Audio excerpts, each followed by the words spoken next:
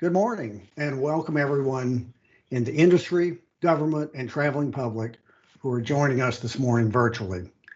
I especially want to welcome all of those of you who are in the safety advocacy community. I know that often your work in support of our safety recommendations is that what we recommend here at the NTSB, and we could not do it without you. Never doubt that your good work, it truly matters, it does make a difference, and it does save lives. My name is Robert Sumwalt, and I'm privileged to serve as the chairman of the NTSB. And joining us today are my colleagues on the board, Vice Chairman Bruce Landsberg, Member Jennifer Hamady, Member Michael Graham, and Member Tom Chapman. Today we meet in open session as required by the Government and Sunshine Act to consider the NTSB's 2021 through 2022 Most Wanted list of transportation safety improvements. And before I go on, I want to acknowledge the great work of the NTSB's Office of Safety Recommendations and Communications in bringing this proposed list forward to the board.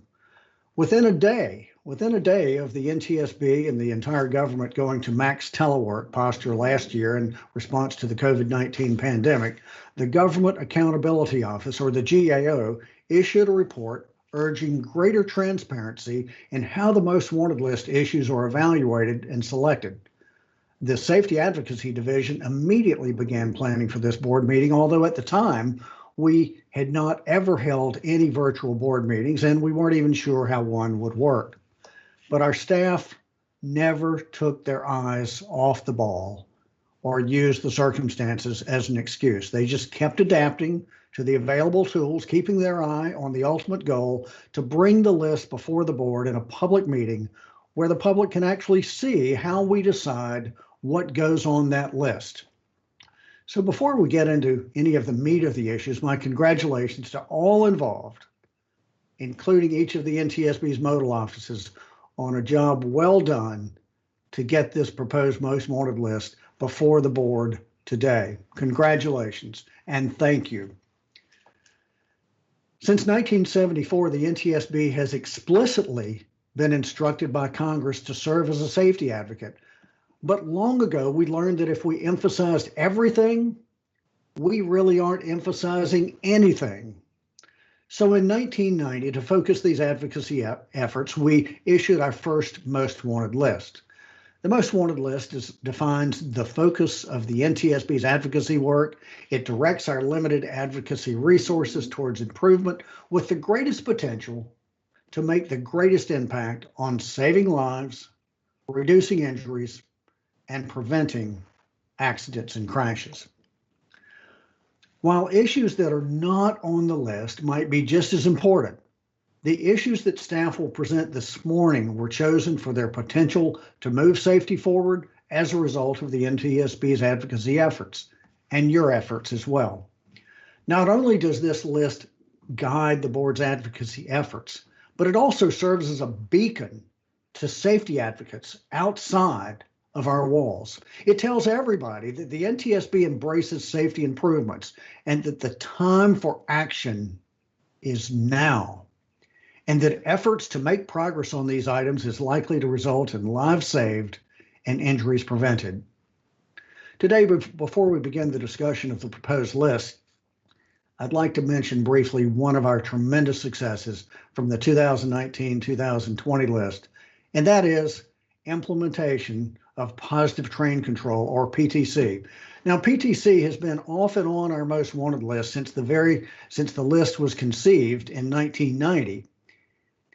And now 41 railroads, all of those that were required to do so, have fully implemented positive train control in accordance with the Rail Safety Improvement Act of 2008. Member Hamady, thank you for your leadership advocating for PTC implementation and for your work on the Rail Safety Improvement Act before you came to the board. In January, we had three NTSB chairmen join me in a virtual event that was in fact hosted by Member Hamady to share our thanks with them for keeping this issue front and center decade after decade until PTC was finally implemented. I've personally served as a board member on scene for 4 major PTC preventable accidents, and I've deliberated a dozen or so more. And I hope to never see another one of these at all. Our advocacy efforts do make a difference. In a moment, Darlene Hatchett, who is our Director of the Office of Safety Recommendations and Communications, will talk about our criteria for including an item on the proposed most wanted list. But the basic idea is that these most wanted list items are where the NTSB can best utilize its limited advocacy resources to achieve further success in transportation safety. And as you will hear, the list that's being proposed today for the board's consideration is one that is driven by data. And we're excited to hear staff's presentations on these topics. Well, at this time, I'd like to invite my board members to introduce themselves. Vice Chairman Landsberg. Good morning, Mr. Chairman, fellow board members, and staff. I'm looking forward to our deliberations this morning. I think it's going to be a very good opportunity. Thank you very much. It would help if I were to adjust my speaker. Member Hamady, good morning. Good morning. I look forward to the discussions, and thank you to staff for all you've done on the most wanted list. Look forward to discussing all the items. Thank you. Member Graham. Thank you. Good morning, everyone. Good morning, Vice Chairman, fellow board members and staff, and I'm looking forward to our meeting today. Good to see you, Mike. And Member Chapman. Good morning, Mr. Chairman, and congratulations to our staff for the excellent work. Absolutely. Each of the board members has reviewed the proposed most wanted list and supporting information, and each of us have met individually with staff to discuss the issues. Today's list is one that is being proposed by staff, but as you will see, the final decision on the composition of the list will not be decided until the board actually votes on it today. For today's board meeting, the staff will lay out the facts and analysis that supports the proposed items, and we on the board will then question the staff to ensure that the list, as we consider its adoption today, truly provides the best opportunity to enhance safety. Now, as a final note, you may be asking, what about all of the other NTSB recommendations and issue areas that are not on the list? Well, that's a great question. All of our recommendations and issue areas are extremely important, but the list that we adopt today will contain those issue areas that we believe are ripe for action and that are supported by data. At this time, I'll ask Managing Director Sharon Bryson to introduce the staff of all of those who will be participating in this morning's board meeting. Good morning, Ms. Bryson. Thank you, Chairman Sumwalt. I'd like to thank everyone who also helped make this virtual board meeting possible today, and it really has been a team effort involving most every office at the agency. My only administrative announcement this morning is a reminder for the meeting participants to silence all their electronic devices. Now I'd like to introduce the staff for today's meeting. Darlene Hatchett, the Director of our Office of Safety Recommendations and Communications. Dana Schultz, our Director in the Office of Aviation Safety. Jim Ritter, the Director of our Office of Research and Engineering. Robert Malloy, the Director of our Office of Highway Safety. Morgan Terrell, the Director of the Office of Marine Safety. Robert Hall, the Director for the Office of Railroad Pipeline and Hazardous Materials. Kathleen Silba, General Counsel. Jeff Marcus, the Chief of Safety Recommendations Division. Chris Wallace, our Chief of Government and Industry Affairs. Nicholas Worrell, the Chief of the Safety Advocacy Division. Stephanie Shaw, Safety Advocate in the Safety Advocacy Division. Other staff members may be called upon as needed during board questioning to provide subject matter expertise. They are sort of waiting in the wings, if you will, and the office directors will call upon them if needed for additional technical information. Today's presentation will begin with a most wanted list overview by the Director of our Office of Safety Recommendations and Communications, Darlene Hatchett. Darlene?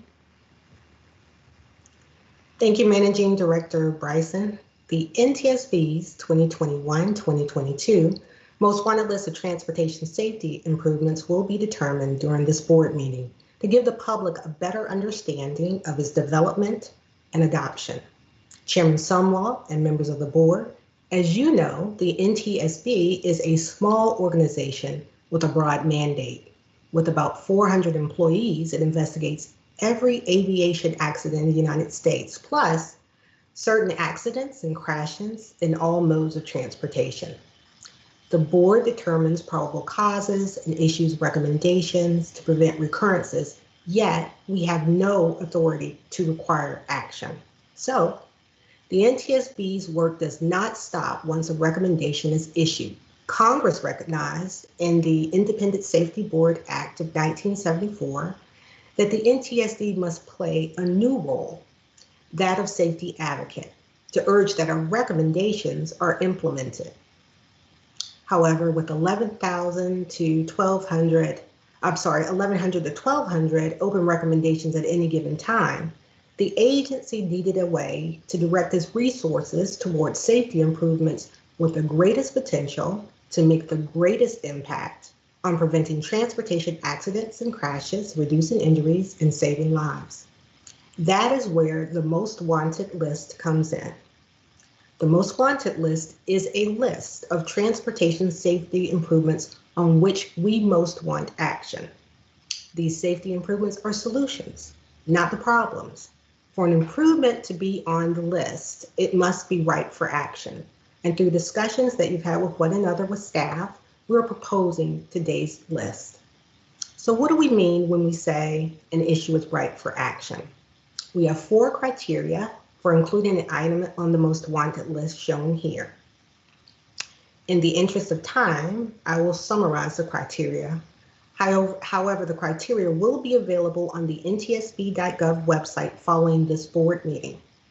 These criteria are level of validation, level of action, level of risk and consequence, and potential benefit from focused NTSB advocacy. That is, the NTSB has studied the item and made recommendations. Not if enough has been done to implement our recommendations. Without action on the item, similar accidents are likely to occur in the future, likely with serious consequences. And the need for action is urgent, or the NTSB's unique voice will likely result in recommendations being implemented. The modal offices in RE applied these criteria to each of their potential safety items in a qualitative ranking tool. This tool was intended to give each office directors a consistent way to rank their mode safety items relative to each other instead of comparing them across modes. This resulted in a multimodal list. The NTSB's ability to move the needle on safety, incorporating all of the criteria using the qualitative ranking tool, is what makes a safety improvement ripe for action. The chairman mentioned positive train control, a measure that we advocated for half a century. Sometimes change takes decades, but going forward, the PTC will save thousands of lives. Since 1990, the Most Wanted list has kept the issue in the public eye. In the best advocacy tradition, the list has focused us not only on the moment, but also on the movement necessary to make progress toward greater safety. Over the years, working with our advocacy partners, we have achieved other successes to include laws against boating while intoxicated, as well as tougher impaired driving measures, seatbelt use and child care seat laws to protect occupants in the event of a crash, 3-point seatbelts in school buses, fuel tank inerting on airliners, and many, many more. Today, This board takes its turn in determining the safety improvements that the NTSB will emphasize in its advocacy efforts through the most wanted list. The offices of aviation safety, marine safety, highway safety, railroad, pipeline, and hazardous materials investigations, as well as our Office of Research and Engineering, will propose a total of 10 safety improvements to the board for consideration. We'll begin with Dana Schultz. Dana is the director of the Office of Aviation Safety. Director Schultz will invite the next presenter after she presents her safety improvements that are proposed, and so on, until all of the directors have presented. After the presentation, board members will question staff and deliberate on the proposed list to ensure that the safety improvements that they select for inclusion on the list truly reflect our best opportunity to improve safety. Finally, after questions and deliberations, the board members will vote on adoption of the list with any necessary amendments. Please welcome our first presenter, Director Dana Schultz.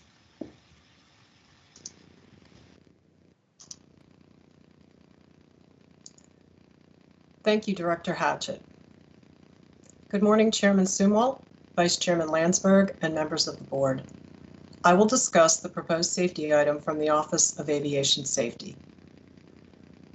The Office of Aviation Safety proposes one safety item: require and verify the effectiveness of safety management systems in all revenue passenger carrying aviation operations. Safety management is the application of technical and managerial processes to the systemic, forward-looking control of hazards. FAA guidance prescribes 4 major components of a safety management system: safety policy, safety risk management, safety assurance, and safety promotion. It is concerning that preventable accidents involving Part 135 and Part 91 revenue passenger carrying operations continue to occur. We believe that more widespread adoption of safety management systems, known as SMS, by aircraft operators could have a positive impact.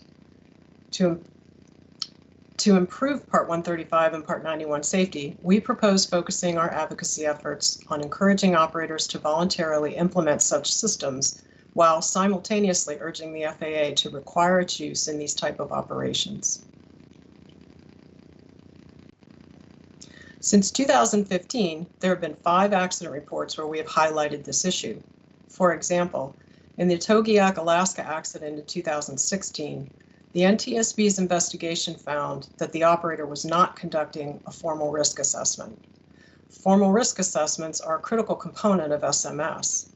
In Calabasas, California accident in 2020, the operator had implemented an SMS, but it was implemented outside of the FAA's voluntary program and found to have deficiencies in risk assessment and safety assurance. In March of this year, the board also adopted an investigative report titled Enhanced Safety of Revenue Passenger Carrying Operations, conducted under Title 14 Code of Federal Regulations, Part 91, in which the NTSB yet again addressed the need for proactive safety management systems to prevent accidents. The NTSB has been aggressively pursuing the widespread implementation of SMS as an avenue for safety improvement. In 2009, we recommended that 40 public operators of EMS helicopters implement SMS. In 2014, we asked the U.S. states, Puerto Rico, and the District of Columbia to develop and implement an SMS for their public aircraft. In 2016, we asked the FAA to require SMS for Part 135 operators. In 2019, we asked the FAA to require SMS for all commercial air tours and recommended that operators involved in fatal accidents participate in the FAA's SMS voluntary program. Most recently, we asked that the FAA require SMS for all revenue passenger carrying operations, including those conducted under Part 91. Although required for commercial airline operations conducted under Part 121, FAA action on SMS related to Part 135 and now Part 91 operations remains a distant target. Specifically, in its legislative agenda published in 2020, the FAA announced that safety management system rulemaking for these operational segments is considered long-term action. Considering the continued occurrence of fatal accidents that might have been prevented through effective implementation of an SMS, it is important that the FAA's action in this area be timely, and that the final rule developed include requirements for a fully developed SMS consistent with the NTSB's SMS safety recommendations. The actions to date have been insufficient, with 3 of the NTSB's recommendations issued in 2016 currently classified open unacceptable response, and another issued in 2009 remaining open more than 11 years after its adoption.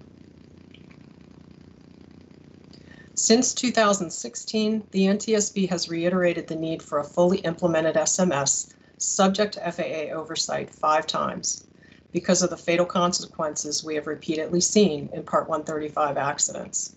While in some cases the operator had voluntarily implemented an SMS before the accident, our investigations have found that without FAA oversight or review, many of these programs were ineffective at identifying and addressing key risks. For example, in a 2020 helicopter air charter accident that killed the pilot and 8 passengers, the NTSB's investigation found that this Part 135 operator had the SMS tools and guidance available, but it lacked the documented policy and safety assurance evaluations needed to ensure the effectiveness of its flight risk management tools. Had the operator's SMS been required by the FAA, it would have been subject to FAA oversight to inspect for alignment with FAA objectives and to provide feedback to help the company more effectively implement the program, including its flight risk assessment process. The FAA has an SMS voluntary program that includes provisions for assisting operators with implementation and validation, and includes ongoing FAA oversight and compliance monitoring. While this is a positive measure on the part of the FAA, participation levels by the Part 135 operator community are low. Out of approximately 1,900 Part 135 operators, only 20 have an FAA-accepted SMS, and 213 other Part 135 operators are currently at various stages in the FAA's acceptance process.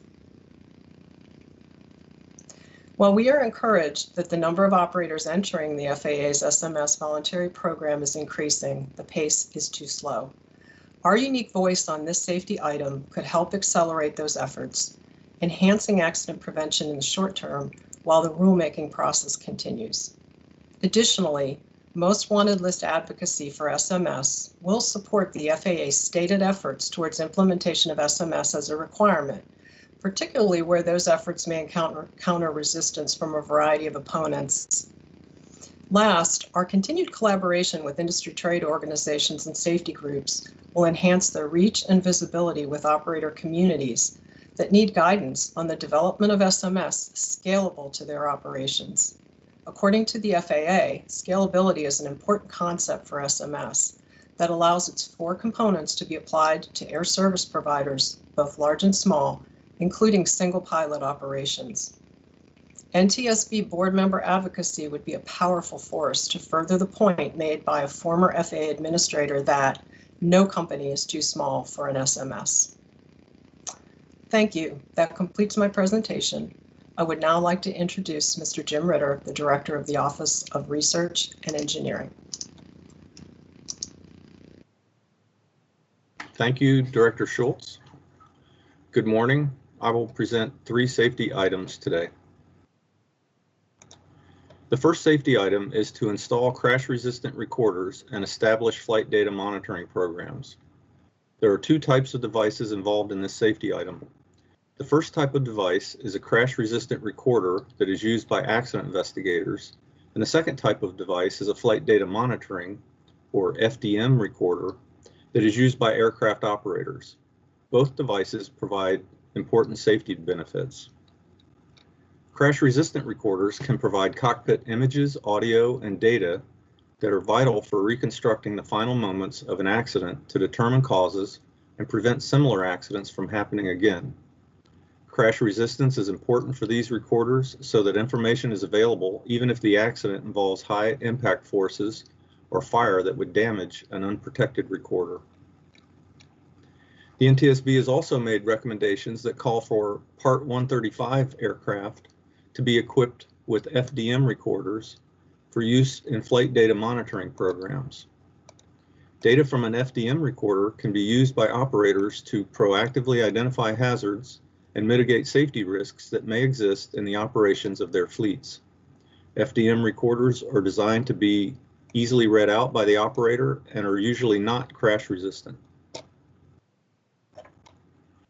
There have been many aviation accident investigations over the years that have been hindered by a lack of cockpit information. Once electronic image recording of the cockpit environment became technologically feasible, the NTSB recommended that FAA require cockpit image recording on larger Part 121 aircraft in the year 2000. These early recommendations were superseded in 2015. Recommendations were also made for image recording in smaller Part 135 aircraft starting in 2000. Because of the increasing number of accidents where the circumstances were uncertain, the NTSB recommended that FAA require crash-resistant image recorders on all turbine-powered aircraft in 2013. Unfortunately, there's been little action on the part of the FAA to implement cockpit image recorders. As a result, the NTSB's most recent recommendations were issued last year to manufacturers instead of to the FAA. These were issued in the NTSB Safety Recommendation Report titled Install Flight Data, Audio, and Image Recorder Systems on All Turbine-Powered Helicopters. These recommendations called for helicopter manufacturers to install cockpit image recorders in their new aircraft and to provide a means to retrofit such recorders on their existing aircraft. For flight data monitoring, the current open recommendations to the FAA stem from a Hawker 700A airplane charter accident that occurred in Akron, Ohio in 2015. The NTSB issued 2 recommendations for FAA to require Part 135 operators to install FDM recorders and establish FDM programs. We have reiterated these recommendations 4 times since they were originally issued. The last time they were reiterated was in January as a result of the investigation of the Island Express helicopter accident that occurred in Calabasas, California on January 26, 2020. FAA has stated that recorder recommendations present unique challenges, including difficulties in conducting a cost-benefit analysis, technical hurdles, retrofit problems, and privacy and security concerns as barriers to rulemaking. Of the open recommendations to the FAA calling for cockpit image recorders, 3 out of 4 are currently classified open unacceptable response.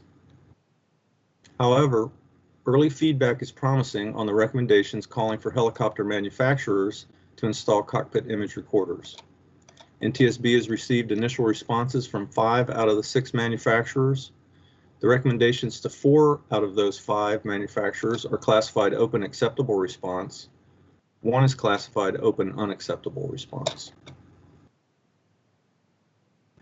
Regarding flight data monitoring programs, the FAA has focused on voluntary efforts and told us that they plan to survey operators and determine how many aircraft have voluntarily installed FDM systems. However, FAA has postponed that effort. Given the lack of progress, both FDM recommendations are currently classified open unacceptable response. It has been 21 years since NTSB first recommended cockpit image recorders. We've investigated numerous cases in which these devices could have provided crucial information to determine the probable cause or identify safety issues that need to be addressed. The longer we go without cockpit image recorders, the more crashes that cannot be fully explained and future crashes that cannot be prevented. Further, without FDM recorders and flight data monitoring programs, operators lack a critical tool to improve safety by addressing and identifying hazards before they can cause an accident. Advocacy on this issue would be timely given recent high-profile accidents where image recorders could have provided critical information, or where FDM recorders and programs could have helped prevent the accidents. Both types of recorders are available now, and can be included at a relatively low cost for turbine-powered aircraft. The NTSB is uniquely positioned to understand how recorders enhance safety. We can do more to encourage manufacturers and operators to voluntarily install this equipment and support the benefits of recorders beyond our investigations. The second safety item is to protect vulnerable road users through a safe system approach. The term vulnerable road users, or VRUs, refers to pedestrians, bicyclists, motorcyclists, and users of other mobility devices that lack external vehicle structure and occupant restraint systems to protect them when crashes occur. According to the National Highway Traffic Safety Administration, or NHTSA, vulnerable road user fatalities overall, and as a proportion of overall traffic fatalities, have increased over the past decade. To strengthen protections for VRUs, some traffic safety agencies and advocates have shifted toward a safe system approach, which considers likely crash types and the human body's ability to withstand crash forces as part of the planning and design of roadways, infrastructure, and vehicles. Of the many NTSB recommendations issued to improve VRU safety, staff has proposed a list that is organized around the basic concepts of the safe system approach. Since 2013, the NTSB has published 5 major reports concerning VRUs and issued more than 30 recommendations focused on reducing VRU traffic deaths. These recommendations aim to prevent crashes through roadway infrastructure and vehicle designs and the use of protective equipment such as helmets to mitigate injuries when crashes do occur. There's been limited progress implementing the VRU recommendations, which has delayed the improvement of VRU safety in the U.S. More than a quarter of the open recommendations in this safety item have received unacceptable responses.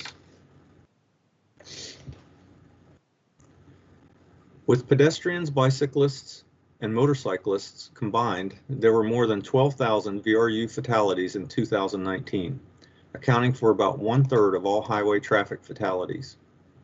Even when acting safely and responsibly, VRUs are at greater risk than passenger vehicle occupants because they are much more susceptible to injury or death in the event of a crash. Without significant action, pedestrian, bicyclist, and motorcyclist fatalities will likely continue their upward trend. Advocacy would be useful at this time. In the past year, Congress has considered draft legislation to improve pedestrian and bicyclist safety, and the early drafts of their work contained versions of some NTSB recommendations. Finally, VRU collision avoidance is a critical issue to consider as automated driving systems are being developed and refined. Some of the recommendations staff has proposed for advocacy, if accomplished, may also lead to safety improvements in emerging technologies such as automated driving systems. The third safety item is to implement a comprehensive strategy to reduce speeding-related crashes. Speeding is one of the most common highway crash factors in the United States and represents more than a quarter of all traffic fatalities. Speed, and therefore speeding, increases crash risk in 2 ways. 1, it increases the likelihood of being involved in a crash, and 2, it increases the severity of injuries sustained by all road users in a crash. The NTSB has cited speeding as a safety issue or contributing factor in numerous highway accident reports. In addition to NTSB investigations, in 2017 we published a safety study on reducing speeding-related crashes involving passenger vehicles and issued 19 new recommendations on diverse approaches for reducing speeding-related traffic deaths. As a traffic safety community embraces a safe system approach toward 0 traffic fatalities, reducing speeding-related crashes is a key action item. Of the many NTSB recommendations on speeding, staff has proposed a list that would encourage more widespread use of proven and emerging countermeasures to prevent or mitigate speeding-related crashes. Some of these recommendations include revising and encouraging alternative approaches to setting speed limits, the use of technology on vehicles that limit speed, improved enforcement activities, automated speed enforcement, and a public awareness campaign on the dangers of speeding. There has been slow progress implementing NTSB's recommendations, which has delayed the adoption of proven and emerging speeding countermeasures. More than a quarter of the open recommendations in this advocacy proposal have received unacceptable responses. There were 9,378 fatalities from speeding-related crashes in 2018 and 9,277 fatalities in 2019. These totals include fatalities of vulnerable road users like pedestrians and bicyclists. Without significant action, the high number of speeding-related crash fatalities will likely continue. Advocacy could be helpful in this area, as the current level of emphasis on speeding as a national traffic safety issue is lower than warranted. Current federal aid programs do not ensure that states fund speed management activities at a level commensurate with the national impact of speeding on fatalities and injuries. Finally, unlike other traffic safety issues with a similar impact, such as alcohol-impaired driving, there are no nationwide programs to increase public awareness of the risks of speeding. That concludes the presentation on these three safety items. Our next presentation will be from Director Robert Malloy of the Office of Highway Safety. Thank you, Director Ritter. Good morning, Chairman, Vice Chairman, members of the board. The Office of the Highway Safety is presenting three items for the board's most wanted list. The first item is collision avoidance technology on all vehicles. The second item is preventing alcohol and drug impaired driving. The third item is eliminating distracted driving crashes. The first item proposed is required collision avoidance systems and connected vehicle technologies on all vehicles.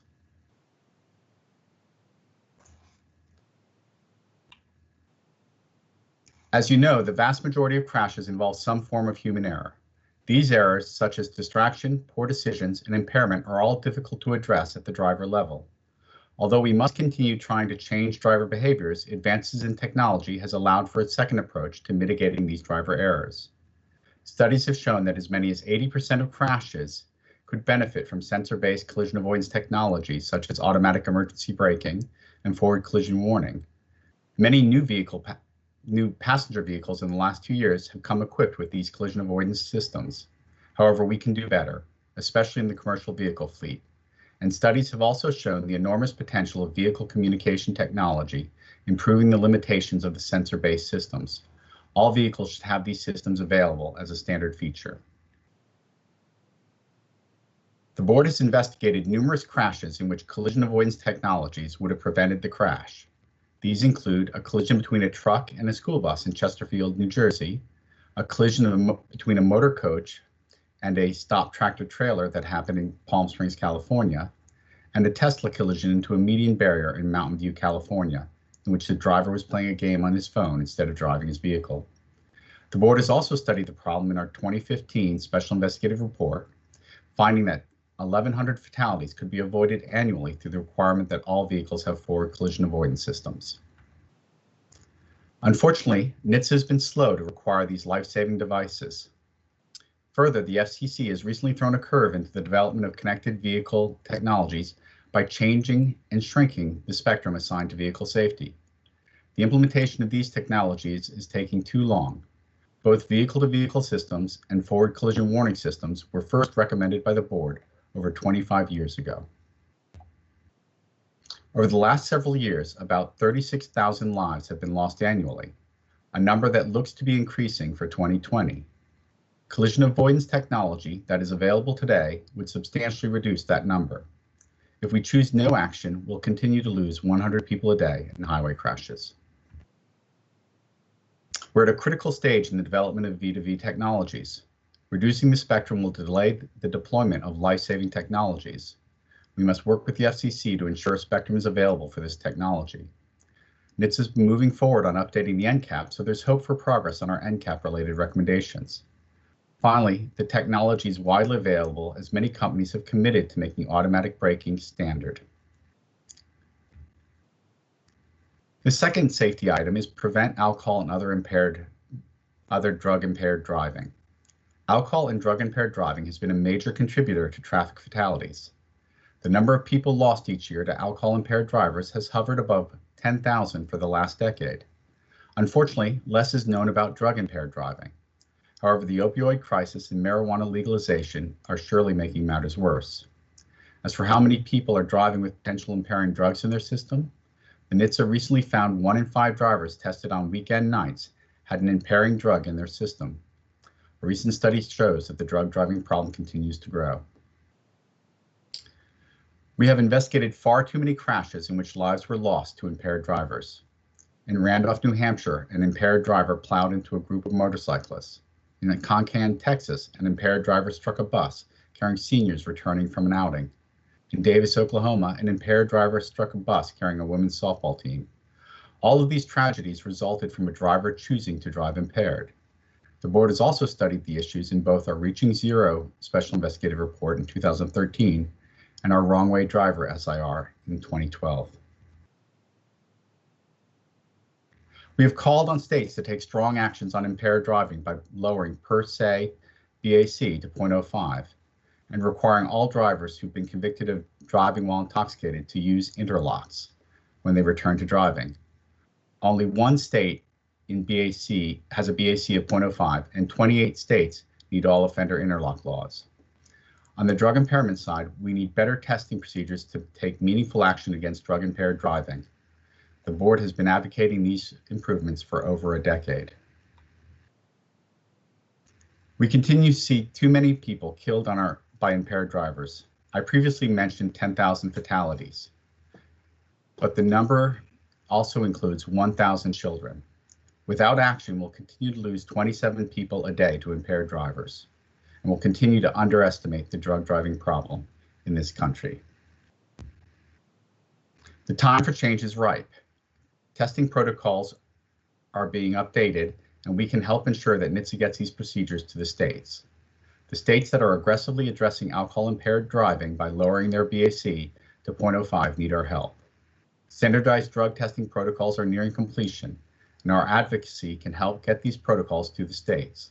Also, new technologies are emerging for testing that could benefit from our advocacy. The third issue area is eliminate distracted driving. During this pandemic, our phones have become lifelines to others. However, those same phones are a major contributor to distracted driving. In 2019, over 3,000 people were killed by distracted drivers.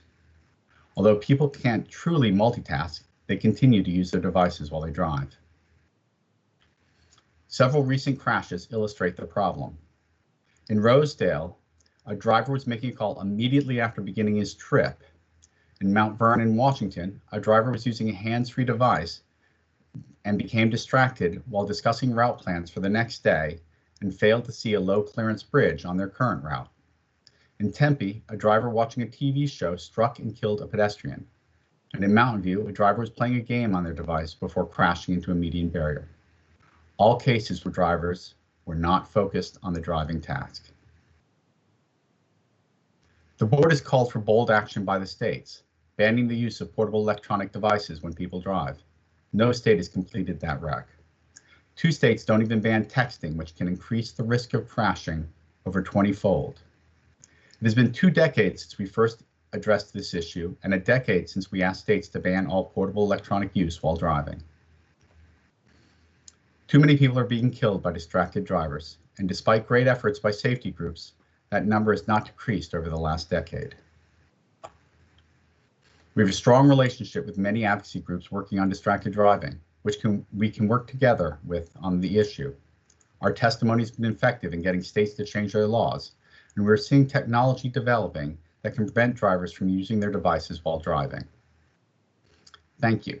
Next speaker is Director Morgan Trell with the Office of Marine Safety.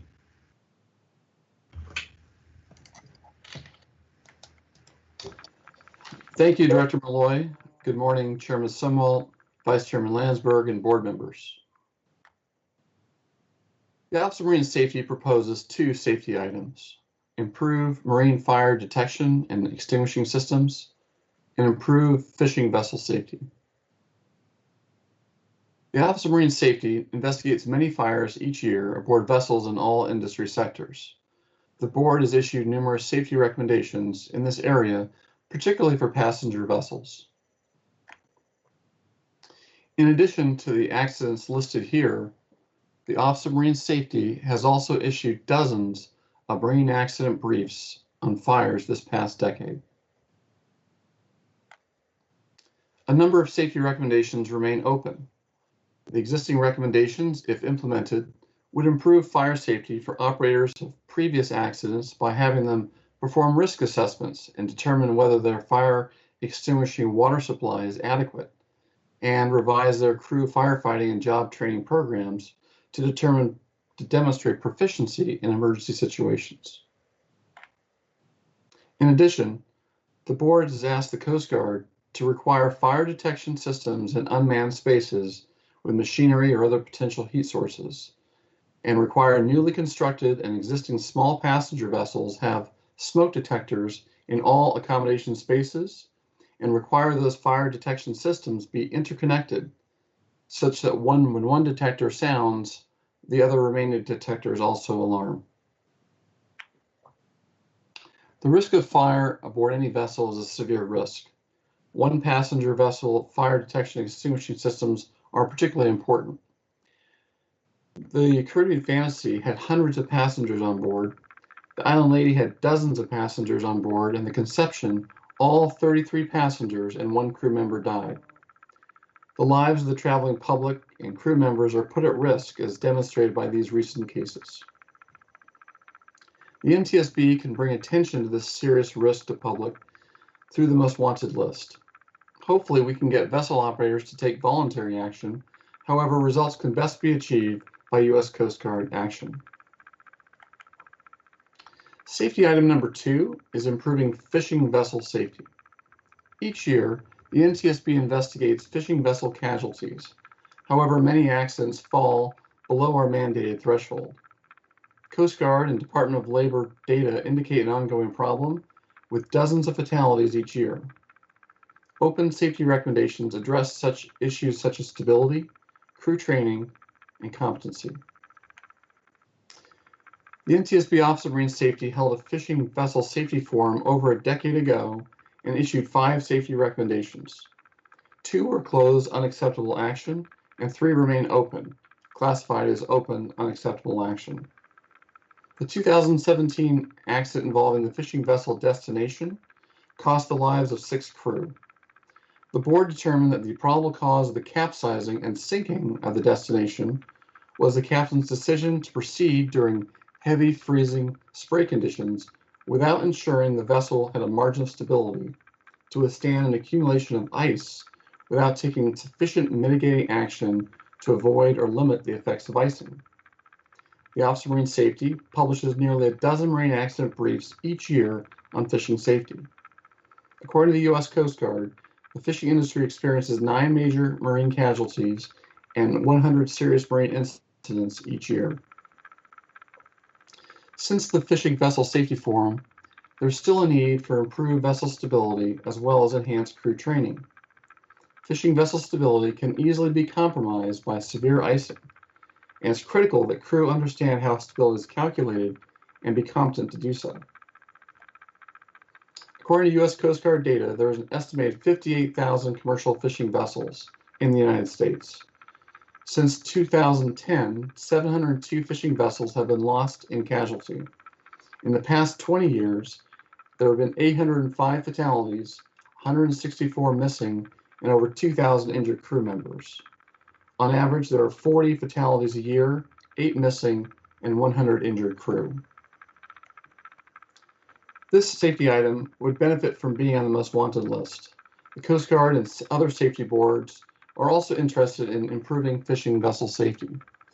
The Office of Marine Safety and the Coast Guard are currently investigating 2 fishing accidents: the sinking of the Scandies Rose in Alaska in early 2020, which cost 5 lives, and the sinking of the Emmy Rose, no relation, of Provincetown, Massachusetts in November, which claimed 4 lives. We believe that implementing the open recommendations will improve fishing vessel safety and save lives. Thank you, Chairman, Vice Chairman, and members. This concludes my presentation. Our next presentation will be from Director Robert Hall from the Office of Railroad, Pipeline, and Hazardous Materials Investigations. Rod? Thank you, Director Terrell. Good morning, Chairman Sumwalt, Vice Chairman Landsberg, and board members. The Office of Railroad, Pipeline, and Hazardous Materials Investigations proposes one safety item: improve pipeline leak detection and mitigation. This safety item includes 3 elements: equipping gas transmission lines with rupture detection technology, installing automatic shutoff valves and remote control valves in natural gas transmission lines, and installing methane detectors in all residents with natural gas service.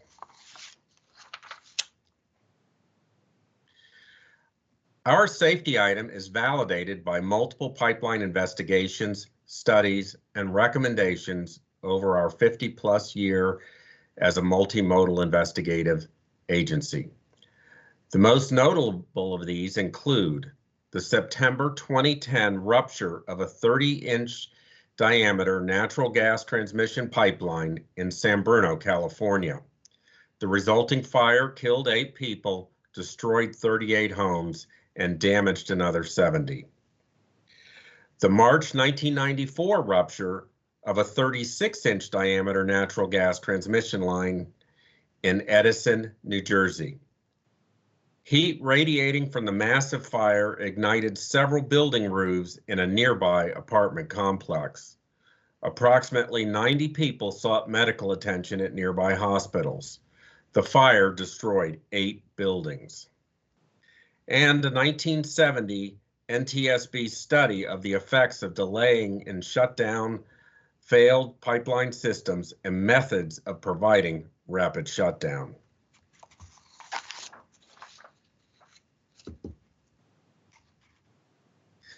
For more than 75 years, natural gas has been odorized to alert consumers of leaks in buildings where natural gas is used. Odorization has saved countless lives. However, multiple NTSB investigations have identified cases where odorization has not been effective in detecting a dangerous natural gas buildup within the structures. The following 2 investigations highlight this issue. An August 2016 natural gas-fueled explosion and fire in a 14-unit apartment building in Silver Spring, Maryland. As a result of this accident, 7 residents died, while an additional 65 residents and 3 firefighters were transported to the hospital. The natural gas leak occurred in a lower-level utility room, and the gas odorant was not detected in the apartments on the floors above. A February 2018 natural gas-fueled explosion of a single-family home in Dallas, Texas, that injured 5 occupants, one of them fatally. Following the explosion, investigators located several leaks in the 70-year-old natural gas main in the alley behind the residence. The investigation found that 2 other homes served by the same gas main were also damaged in the days that preceded the fatal accident. As the gas migrated from leaks to the homes, the odorant was depleted, and the gas was not detected by the occupants in the 3 homes. The NTSB issued the first safety recommendations related to the use of leak detection equipment and automatic shutdown valves and remote shutdown valves on transmission pipelines 50 years ago. In the years since, recommendations have been closed unacceptable, reiterated, and reissued, with the most recent being nearly 10 years ago as part of the San Bruno investigation. The response of the regulator, the Pipeline and Hazardous Materials Safety Administration, has been slow, with an NPRM on valve installation and minimum rupture detection standards finally being issued in 2020.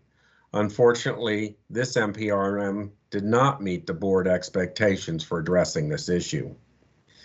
Likewise, in distribution systems, the NTSB issued its first recommendations to address natural gas detection in structures almost 50 years ago. Initially, the technology was not mature enough to deploy viable detectors. Within the past decades, the technology has reached a point that it can be made widely available.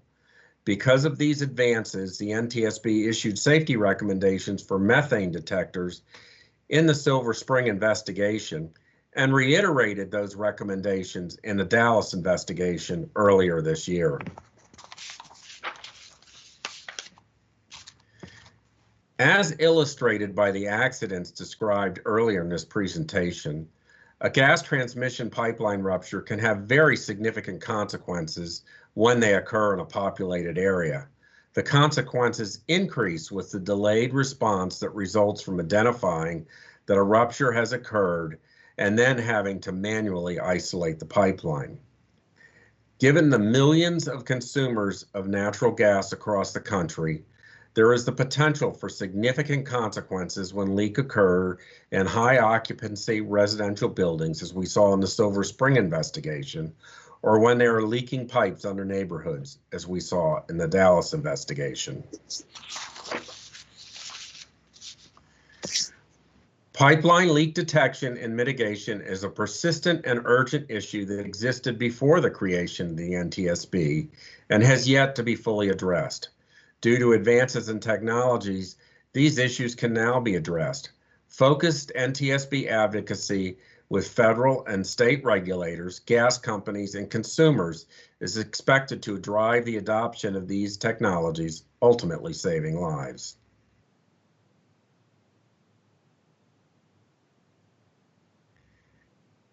Thank you, Chairman and Vice Chairman and members. This concludes my presentation, which is the last of the staff presentations.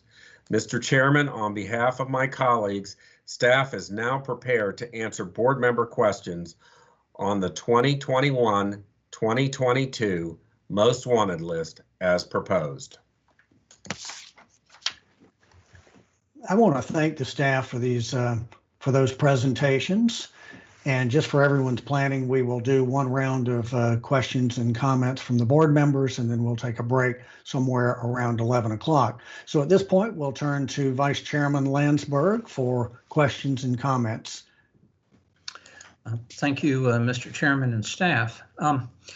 Ms. Schultz, questions for you. How long have we been recommending safety management systems to the FAA and to the aviation industry?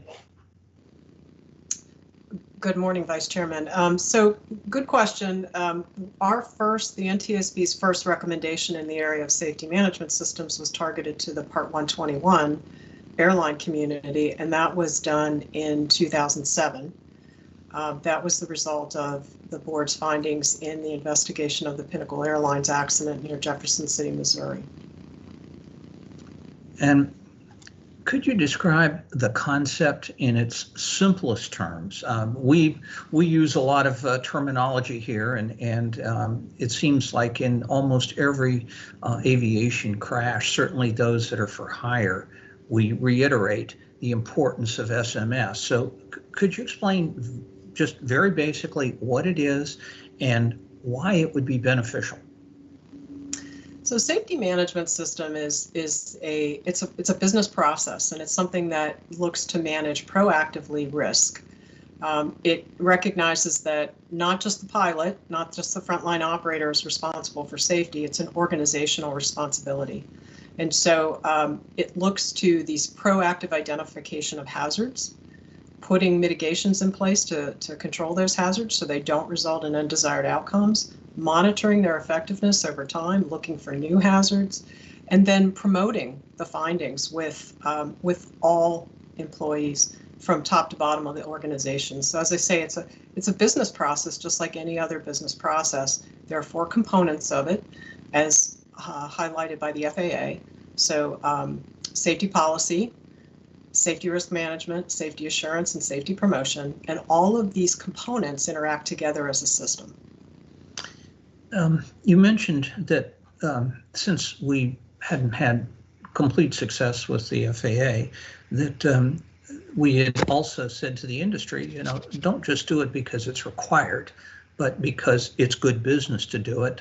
Obviously, preventing crashes is very good for business, and so on. And you mentioned that the voluntary SMS participation was low. I think you may have mentioned it briefly, but what data do we have on that, and any sense as to why? So based on our discussions with FAA, if you look at the Part 135 community, which is where we have more data in a sense, there are a little over 1,900 Part 135 operators, operations that are certificated under Part 135. And of those, as we understand it, currently as of today, 20 operators have a formally accepted SMS under the FAA's voluntary program. There are another approximately 213 companies that have applied to have their SMS program accepted. Their SMS accepted, but they are still in various stages of that acceptance process. So it's not a huge number when you consider there are over 1,900 operators certified under Part 135. So in round numbers, we're looking at roughly 10%. And it also sounds like FAA is having some difficulty in kind of getting these things established. Am I understanding that correctly? Yes, I mean, it's difficult to know how many others are moving towards the process of asking to have their SMS accepted under the FAA's voluntary program, but yes, I would say it's slow, and so we feel like board advocacy here could really do a lot with the industry to help promote broader participation on the voluntary front, as well as continue to keep the pressure on to have the rule implemented.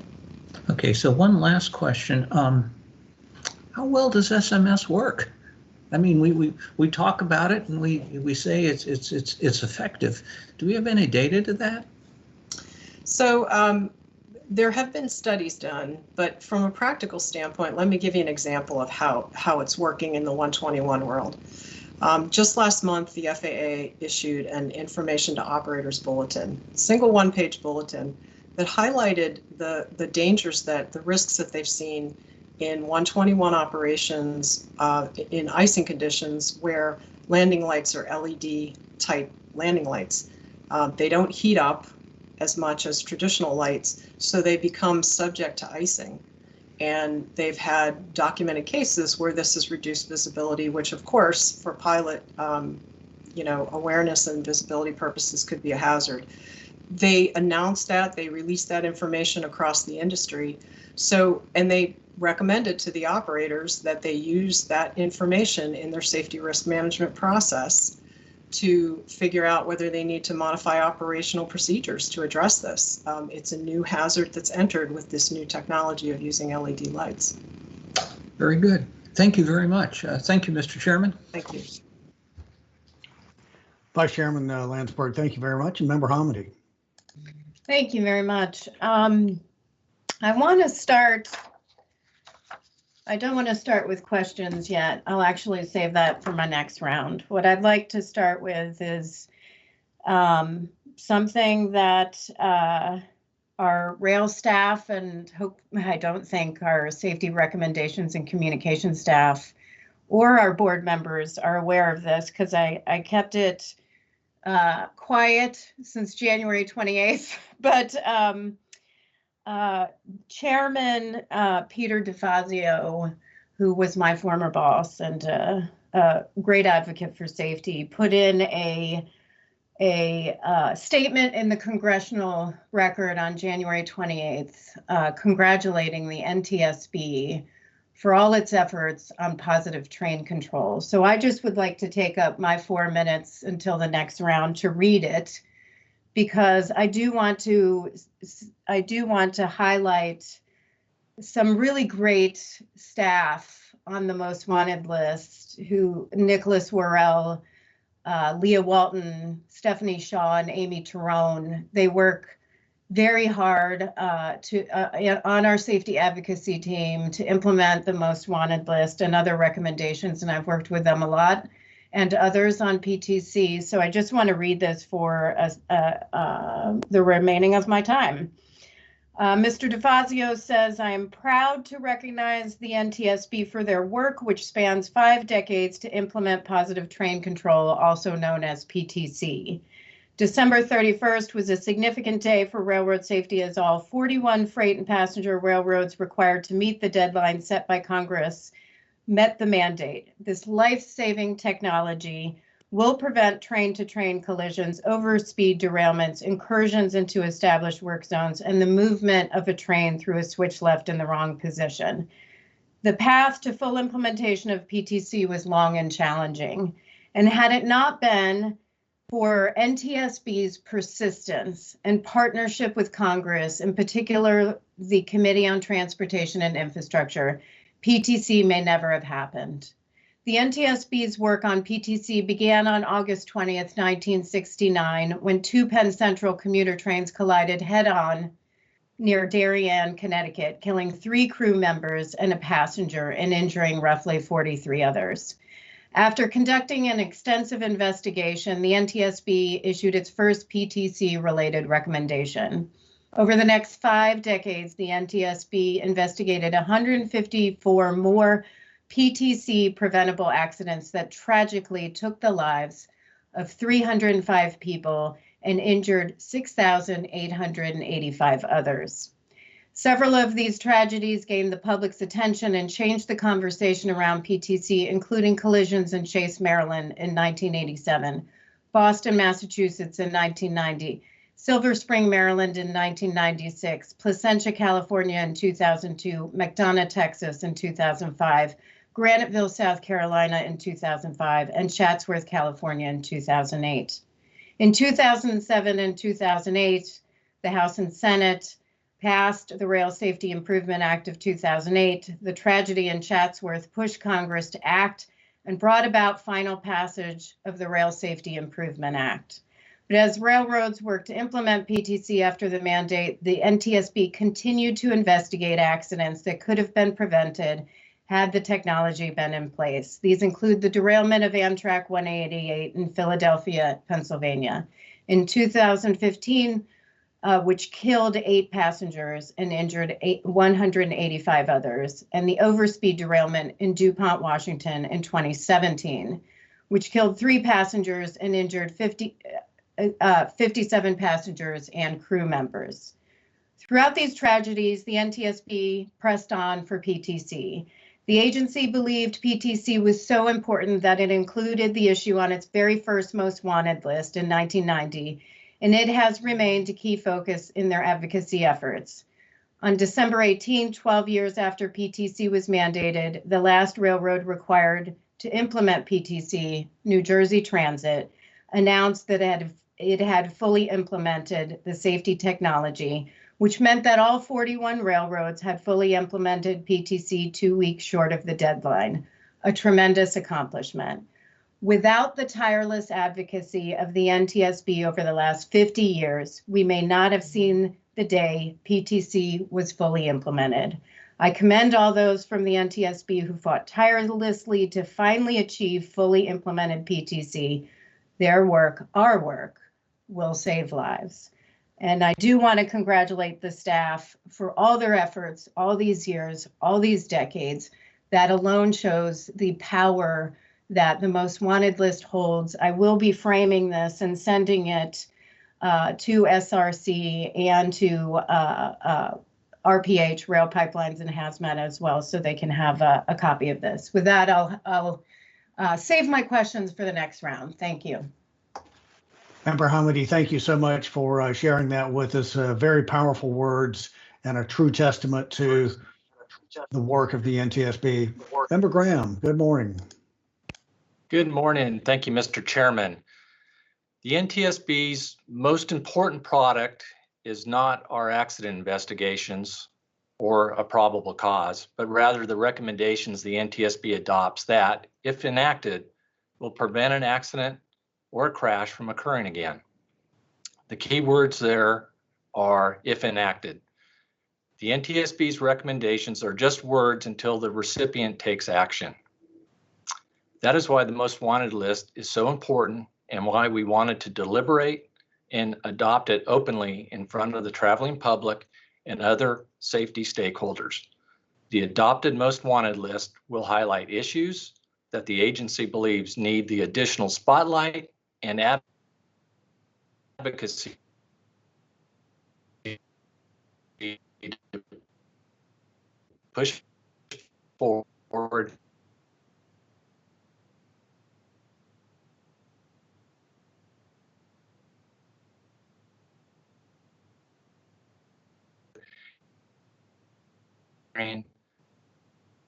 aviation operation. When we say verify the effectiveness of safety management systems, what do we really mean?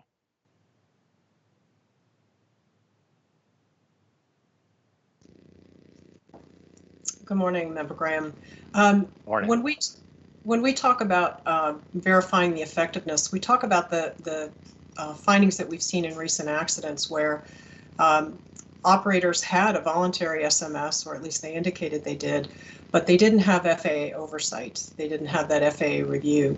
And those programs or those processes that they put in place did not effectively mitigate the accident, prevent an accident, and could have. For example, flight risk safety assessments. They either weren't completed, they weren't completed at the right time, the right information wasn't included. So we feel it's very critical for the FAA to have a role in overseeing and helping to guide those safety management systems for operators to have an effective system. Are we asking for the FAA to do oversight on all safety management systems for, let's say, 135 and the passenger carrying revenue under Part 91? Yes, so our recommendations are, at this point, are looking at all revenue passenger carrying operations, which would include 135 and those Part 91 in that category. And we are asking the FAA to require SMS, which will obviously involve rulemaking. So in that sense, it would at some point require FAA oversight. But we feel it's such an important safety enhancement that operators should pursue voluntary SMS and do that through the FAA's program. If an operator does have the FAA accept their SMS, then FAA does also conduct oversight of that, even though the rule is not in place at the time. I know there's many operators out there right now, some 135, some 91K. There's quite a few 91 operators out there in business and corporate aviation that do have SMSs, and they validate them through third-party auditors. What are your thoughts on third-party auditors of SMS? Well, the board doesn't have any specific recommendations in the SMS area that address the auditing function, but I would say generally that we have, through our recommendations, have pursued this advocacy that you just mentioned earlier when you first started, to industry organizations in those segments that can help provide materials and information. So I think to the extent auditing functions do some of that, they actually give an opportunity to review someone's safety management system and improve it. It could be a very positive thing. Great, thank you, Director Scholes, and thank you, Mr. Chairman. Thank you, Member Graham. And Member Chapman, good morning, sir. Thank you, Mr. Chairman. And congratulations again to our team for the excellent work on this. I want to start with a couple of questions about vulnerable road users and the safe system approach. Excuse me. During the presentations, it was noted that pedestrian, bicyclist, and motorcycle fatalities are increasing as a proportion of overall traffic fatalities, and that the actual number of fatalities is increasing as well. From 2010 to 2019, motorcyclist deaths increased by 11%. Bicyclist deaths increased by 36%, and pedestrian deaths increased by 44%. These are alarming trends, and I'm interested, what are the factors that we believe are contributing to the increasing numbers of fatalities?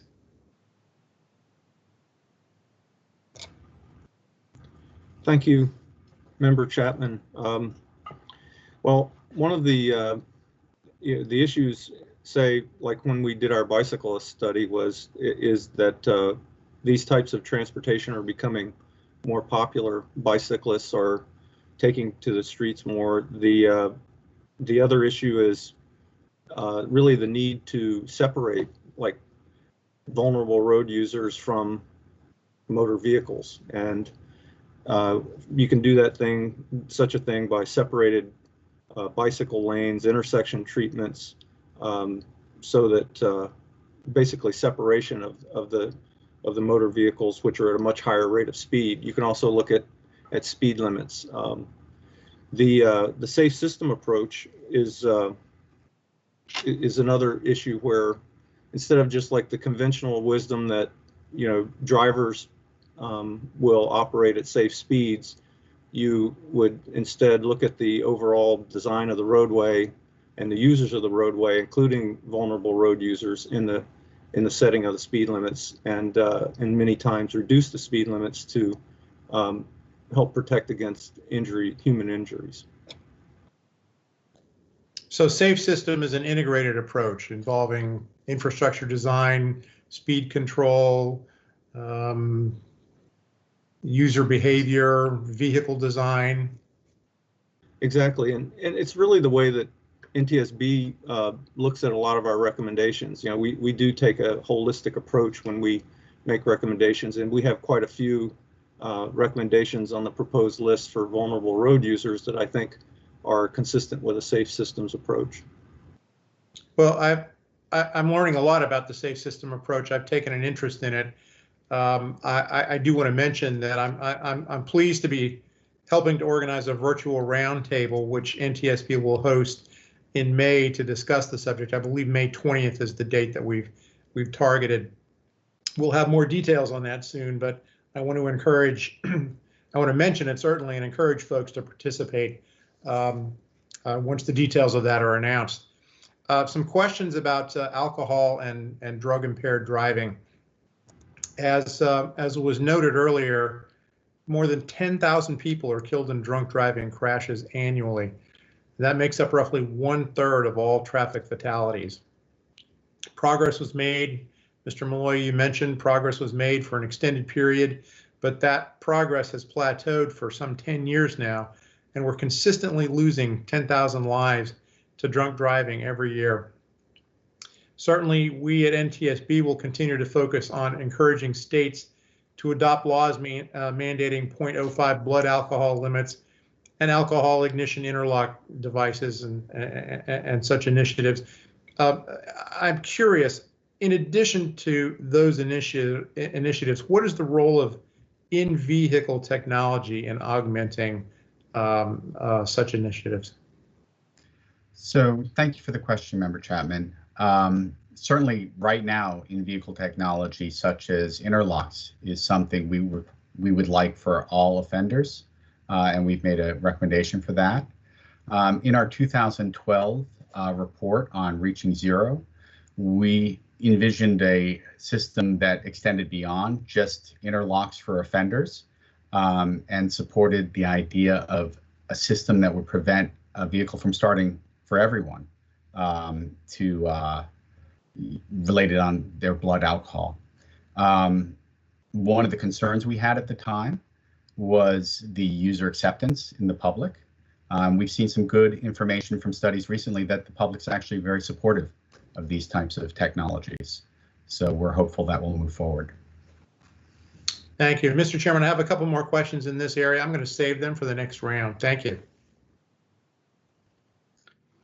You're quite welcome. I think we all have a lot of questions and comments to make. For the benefit of the public, as you know, there are 10 items that are being proposed to the board for the consideration, and supporting those 10 items are 118 safety recommendations that we've issued over the years. So I really want to make the point that we don't just pull these items out of a hat and say what's going to be on the list this year. A great deal of thought and attention goes into it, and it is data driven. And so what I'd like to do is just very briefly, so we've got a methodology. We look at, as Ms. Hatchett pointed out, we've got the level of validation, the level of action, the level of risk consequences, and then the potential benefit focus from the most wanted list advocacy. And I believe there's various weights applied to those items. Is that correct in the general sense? And I don't know who I'm directing that to, but Ms. Hatchett, Mr. Ritter. Thank you, Chairman. I think Eric Emery might be able to, he's a subject matter expert in that area. He might be able to help with that answer if you'd Yeah, like. thanks. And I don't think we need a real technical description, but just in a very high level description of how those are all weighted to come up with our to run through the ranking tool. Well, we looked at the level of validation, the level of action, the potential benefit from advocacy, and the worksheet was designed to take all of those into account, and it was used by each office to basically measure the relative merits of the different topics that were evaluated for the most wanted list. That's great. Thank you. And really what I should have started with was this. I know that we've all said it, and I want to say it again. To the staff, the modal directors, and especially safety recommendations and communications that really had to carry the weight of this. They did it during a pandemic. They did it when we're not physically able to see each other. Now, granted, we see each other every day on Zoom and Teams, but we're not physically in the same environment. We haven't seen each other for a year. You got kids at home, trying to school kids at home, internet problems. We even had one of our key players this morning in SRC that lost power. So these are the challenges, and yet you've been able to do it and to get it to this point, and it's up to the board after this. So thank you very much. I'm particularly excited about commercial fishing, improved commercial fishing vessel safety, that's on the list or on the proposed list. I chaired in 2010 the NTSB's commercial vessel fishing safety forum in 2010. And it was noted then that commercial fishing is a necessary source for food, and it's a powerful economic engine for our nation. Back in 2010 dollars, it contributed $35 billion to the nation's GDP. But as Sir Walter Scott said nearly 200 years ago, it's not fish that you're buying, it's men's lives. And what do I mean by that? What does he mean by that? In 2019, the last year for which complete data are available, the fishing industry experienced the highest rate of fatal workplace injuries of any industry in the nation. And it is always either number one or number two. Logging and commercial fishing are either always number one or number two. Last year, or in 2019, 1 out of every 690 workers engaged in U.S. commercial fishing lost their lives. That would be like an agency the NTSB size. About every year and a half, we lose one person, one of our employees, because of some industrial accident. 36 lives lost on average each year, and it's not statistically going down. And the fact remains is that commercial fishing is truly the deadliest catch. So I certainly support this. I appreciate staff's innovativeness for putting this on the list to bring greater attention to this issue. So in just a moment, we will take a break.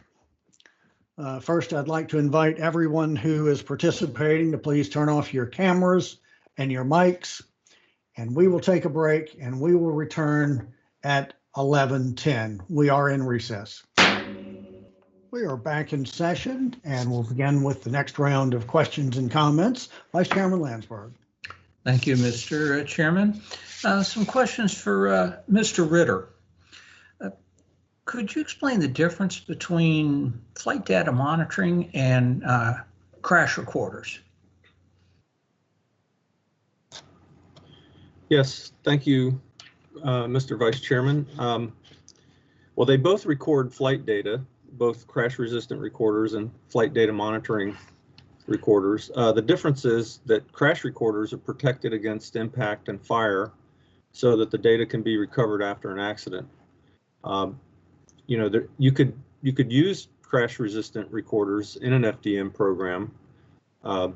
The key thing with a FDM recorder is that it's actually used in by the operator in a program, and you routinely read out the data to identify hazards and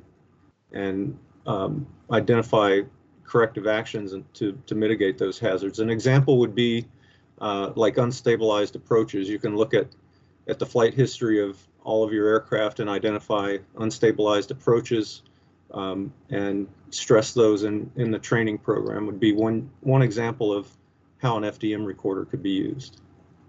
So I guess one of the key things is it's not just about having the recorder installed, or the flight data monitor installed. It's about actually downloading the data and assessing it. Am I understanding that correctly?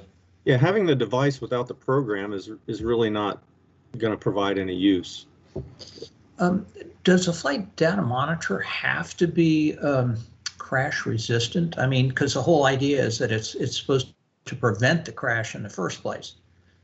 No, it doesn't have to be crash resistant, and because it's routinely read out after successful flights that may have had a safety issue. Right. But no, it does not have to be crash protected. That's not a requirement. Okay. We've put a lot of emphasis on video cameras to be placed in air carrier cockpits over the last 2 decades, and yet that hasn't happened. Do you have any sense as to why there's resistance to that? Because it seems like it would be a good thing. I'd say it's probably cost is a major driver, and there is no regulatory requirement. Several manufacturers have developed crash-resistant recorder installations that they're an option, and their new aircraft, or they've even come up with retrofit packages. But we haven't seen that many installations, due to the lack of a requirement, and I guess a concern about cost. Is there any concern about privacy or possibly criminality aspects to this? I think there is some discomfort, obviously, on the part of pilots about these recordings and how they're used. I'd point out that they're over-the-shoulder devices. They're primarily focused on the instrument panel. They're not looking at the pilot's faces, and a camera is a very efficient way to get flight information. You can imagine, say, an older aircraft with all the analog gauges. If you point a camera at that instrument panel, you have all the information from those gauges, including the engine instruments and annunciator panels. So it is a very efficient way to get information. And we also, I guess the other thing I would say is that NTSB we only use the recordings for our safety investigations. And when we're done with the investigation, we return the recording to the owner of the aircraft, and we never release the recordings themselves into to the public. We release a transcript that describes what was seen on the device, but not the recordings themselves. Sort of like what we do with the cockpit voice recorders. Exactly, yes. And has there ever been a breach of our system in that regard that you know of? No, the NTSB has never released a recording. Okay. I think, there may have been long ago, there may have been, or maybe with foreign cases, there may be a few isolated cases over the years where a recording got into the public domain, but that was after, I don't know, I wouldn't know how it was done. It wasn't done by the NTSB. Understand. So the security aspect of this is probably not a major concern. I don't think so. From the NTSB standpoint, we restrict the access to people to investigators with a need to know basis. So they are very highly protected. Thank you very much. Thank you, Mr. Chairman. Vice Chairman, you're quite welcome, and Member Hamady. Thank you very much. Director Ritter, you can pull up your camera, and then I'll probably turn to Mr. Terrell, Director Terrell. I just wanted to tell you how excited I was to see vulnerable road users on the most wanted list. I don't know how many times I would just, on the side say to Nick Worrell, be great to see it next year. Be great to see that next year. I mean, I'm a runner, I'm a cyclist, and I have my motorcycle license. I almost bought one at the end of last year when a friend of mine was transferred to Zimbabwe, but it wasn't the right one. Someday maybe. But I was very excited to see it. The numbers, deaths and injuries are increasing. And I do think along with that recommendation, adding our endorsement for a safe systems approach is a big deal for the NTSB. It's one I've been advocating for a long time. I even would love to see us go safe systems approach with maybe a complex systems science lens, so we can look at how different facets of the transportation system, not just dealing with roadways, influence each other and impact safety, and even beyond transportation, looking at other factors, whether it's unemployment, socioeconomic status, healthcare, access to alternative forms of transportation, whether it's transit, micromobility, bikes. Obviously, we have recommendations on bicycle safety and bike lanes, but I think if we're going to get to zero, that's the approach we're going to have to take. It can't be so narrow that traditional approach doesn't work. So congratulations, I'm very excited. I did want to ask a question, and I am very excited to see, bike lanes and bicycle infrastructure as part of the package for recommendations for the most wanted list that we're going to push for. I've been yelled at many of times in the road in Fredericksburg, Virginia, including just about a week and a half ago when I was cycling on Princess Anne Street. It's too bad there isn't a bike lane there. I do want to ask about the recommendations. Are we, and maybe this is for Ms. Hatchett, but are we approving as the board, not just the line item, but each of the underlying recommendations? Yes, Member Hamady, that's correct. Okay, so one question I have, and I'm not sure, I can share the answer of what I know. We do have recommendations we issued, and I had recently spoken to the League of American Bicyclists about this. We have a recommendation to NHTSA to convene a bicycle safety coalition to talk about various bicycle safety issues and improving the countermeasures that work, a highway safety countermeasure guide for state highway safety offices. The update from both NHTSA and bicycle community is there are really good discussions going on right now about efforts to improve bicycle safety, and I'm really excited about that.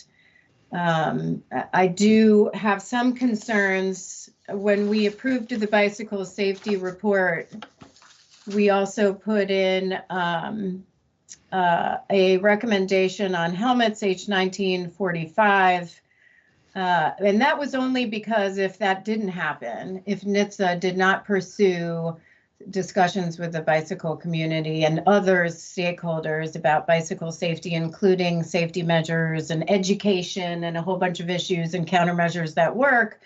That was sort of, if nothing ever did happen, we wouldn't want another 47 years going by for the NTSB to issue a report. All this is to say is, I see that recommendation as part of the most wanted list, and I do have some concerns with that because I think we should let those discussions continue with NHTSA and the stakeholders on how they would pursue, model legislation or a model program for education, and let those discussions move forward. To see what happens, I think they are having good discussions, and I would not want to preempt that. So, would there be any thought to remove? What would your position be on removing number 32 from the most wanted list? That's either for Ms. Hatchett or Director Ritter or anybody else. I'm going to ask Director Ricker to take that question. Well, that's a tough one. The idea is really about a motorcycle helmet is kind of like your protection of last resort, and so that's one of the reasons that we put it on the list. We had it in the original bicycle study. So not a motorcycle helmet. You're talking about bikes right now. Bicycle helmet, yeah. Mm-hmm. So you're proposing to actually remove that recommendation to the 50 states from the list, from the most wanted list? The most wanted list is for 2021 and 2022. It's a 2-year most wanted list. The discussion we had at the board meeting was the recommendation for the states is if nothing happened with the discussions between NHTSA and improving countermeasures at work, it was a effort to in hopes that those discussions would occur, and they are occurring, and I think we should let that play out. Okay. I might why don't you think about that? Yeah, I might want to consult with staff briefly Sure. before we give you a final answer. Thank you. Thank you. My time's up. I have additional questions. Okay, thank you, Member Hamady and Member Graham. Thank you, Mr. Chairman. I'd like to, many of you will see the proposed list has items on it that we've had on other most wanted lists. I want to talk about a couple of the new items, new entries on the NTSB's most wanted list. And Director Terrell, I'd like to ask you a couple questions about the fishing vessel safety, improving fishing vessel safety. Yes, sir. I've heard commercial fishing vessel industry safety is compared to the wild, wild west. Is that an accurate statement? Well, certainly it has that reputation.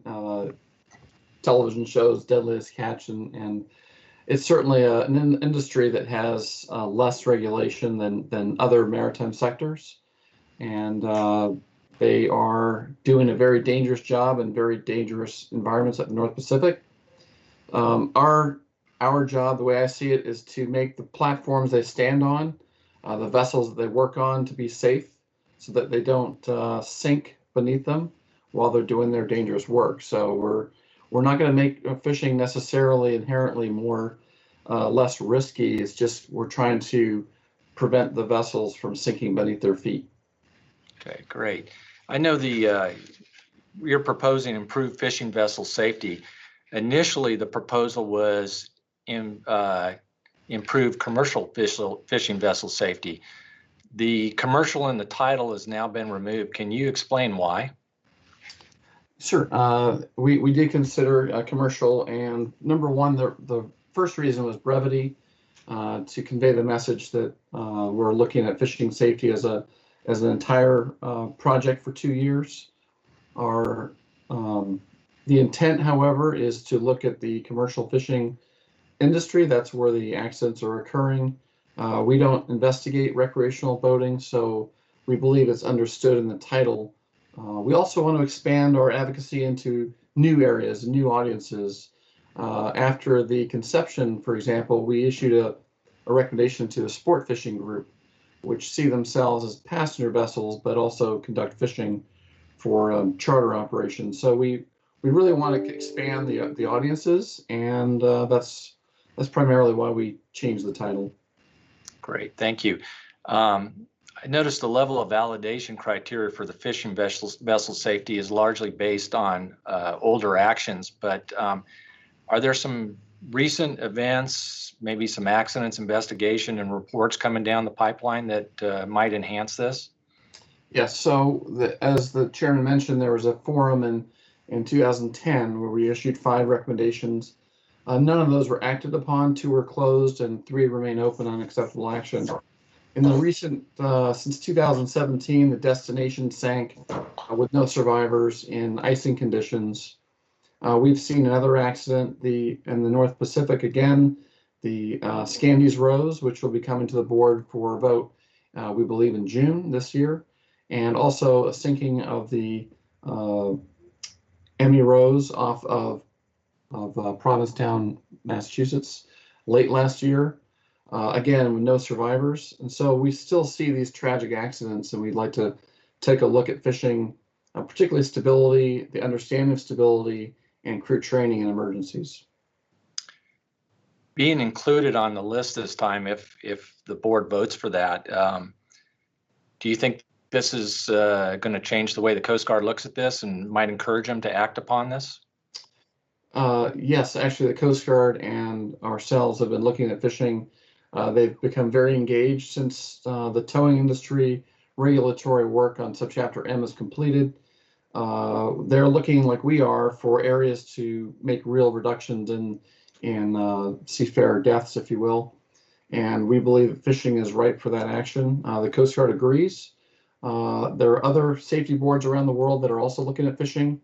The data, as the chairman suggested, really doesn't indicate much improvement in the last 10 years. So we really want to press, and if we can improve stability and understanding of it, we think we can make a real dent in fishing safety. Great. Thank you, Director Terrell. And I see my time's about up. Thank you, Mr. Chairman. Thank you, sir. Yeah, thank you very much. And Member Chapman. Thank you, Mr. Chairman. I want to pick up with a couple of additional questions on impaired driving. Mr. Malloy, I think these questions are for you, but if not, certainly I hope the appropriate team member will pipe up. Obviously, the challenge in terms of impaired driving is not just alcohol, it's also other drugs. And I believe you mentioned in your presentation that progress is being made in the development of standardized drug testing protocols. Could you discuss that in more detail in terms of what sort of progress is being made? Well, one thing in our recommendation, we called for NHTSA to pull together some common practices that the states can use. And we know that they have pulled together a working group that we worked on, and they were in the process of making some recommendations and moving towards rulemaking. That is stopped for a temporary time. We'd like that to move forward, because I think without that common procedures and methodology and criterion scores for what should be impaired, we're not going to be able to really have an accurate sense of how big the problem is. And what would be the broader safety implications of having standardized protocols adopted throughout the U.S. with respect to drug testing protocols? Well, I think we have a very good handle on the alcohol impaired driving because we have good protocols. We have good tests that have been around for decades. I think targeting countermeasures that work require good data, and we want to be data driven in that. So by getting standardization, the data will be better, and we can see what different programs are actually being effective in preventing drug driving. And do you see this as an important tool with respect to enforcement? I think right now you have officers that will assess drug impairment visually. I think they do a good job with that. But I do think it will certainly help, especially with enforcement and taking people off the road who have repeated problems.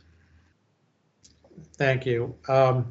Also, some questions with respect to collision avoidance and connected vehicle technologies, and the role that those technologies could play in mitigating impaired driving fatalities. I know this is something that's also on the list with respect to other focus, but it seems like these are technologies that could have some benefit in terms of mitigating alcohol and drug impaired driving. Am I correct there? Yeah, it's certainly not a substitute and that allows you to drive impaired. But with any type of inattention, a system that will recognize your vehicle's about to crash and automatically brake for you will, in one sense, potentially avoid the collision. In another, certainly reduce the energy of the collision, which, as we talk safe systems, reducing that energy creates a survivable accident, crash. Yeah. Thank you. Mr. Chairman, I have some questions with respect to rail safety, but I'm going to hold off on those for the next round so I don't get in the middle and have to stop. Thank you. That sounds great, Member Chapman. Thank you. And I, too, am very excited about the notion of vulnerable road users being on the most wanted list, at least being proposed for that. There are 32 recommendations that we are using to bolster that issue area. I do want to comment that Member Hamady talked about what's recommendation 32, and officially that's H 1945, which calls for the states, the 50 states, the District of Columbia, and the Commonwealth of Puerto Rico to require that all persons wear an age-appropriate bicycle helmet when riding a bike. I do remember that Member Hamady is very convincing, and I have great admiration for her debating skills, because she convinced me at that board meeting that item should go forward, and she may have convinced the vice chairman as well. Excellent debater, and so I personally would not at this point support removing that particular item from the most wanted list. However, we'll if that comes up later down the road in the form of an amendment, we can discuss it there. Now, with respect to vulnerable road users, it's a term I'd never heard until about 3 or 4 years ago. It's really those road users who are very vulnerable and not protected in the event of a crash: bicyclists or pedicyclists, motorcyclists, and pedestrians. Now, we've done a safety study, or an SIR, Special Safety Investigation Report, of these 3 topics over the last 3 to 5 years. And with my motorcyclists, that's about 5,000 fatalities each year. Bicyclist, pedicyclist, about 850. Pedestrians, around 6,300. When you total all of that up, you get to about 11 or 12,000, and that's a third. That's a third of all traffic fatalities. So this is such an important issue.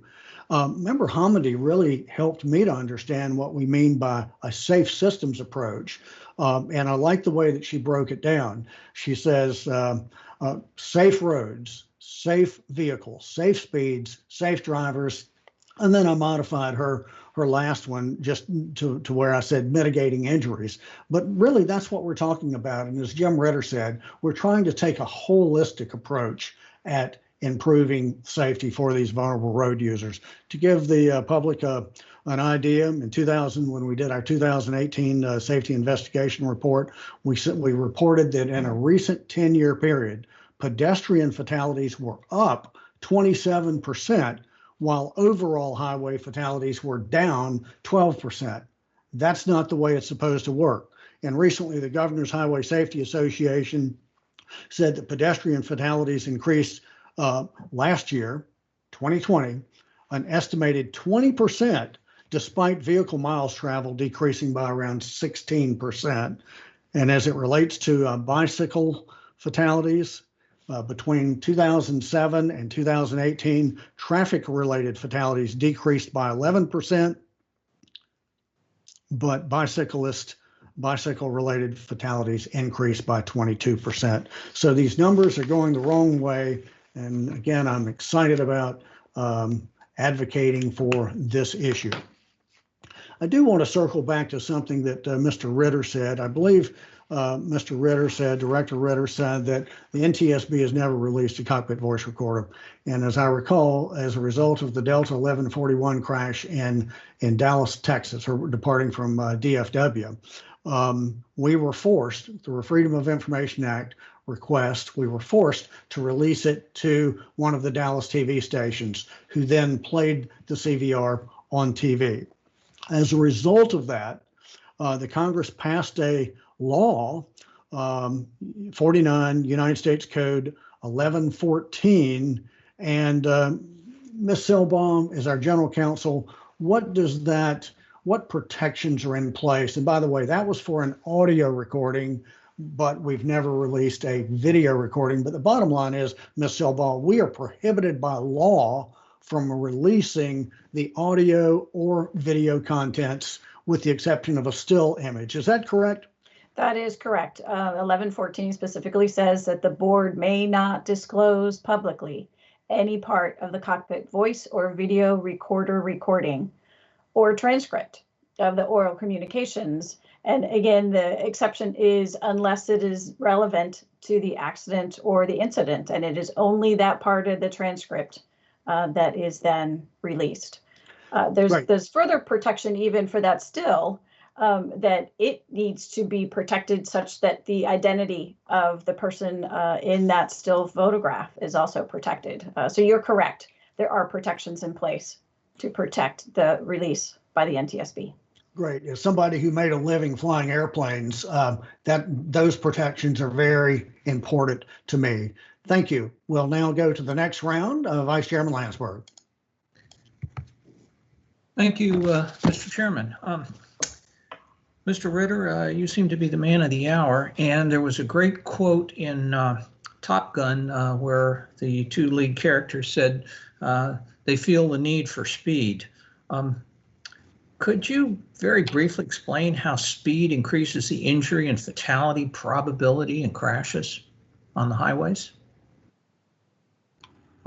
Yes, I mean, speed basically increases the fatalities and injuries in two respects. One is there's a direct correlation between the change in speed and the injury and the forces involved in a collision. So it's the so-called delta V. You have a high change in velocity, you're going to have higher injuries.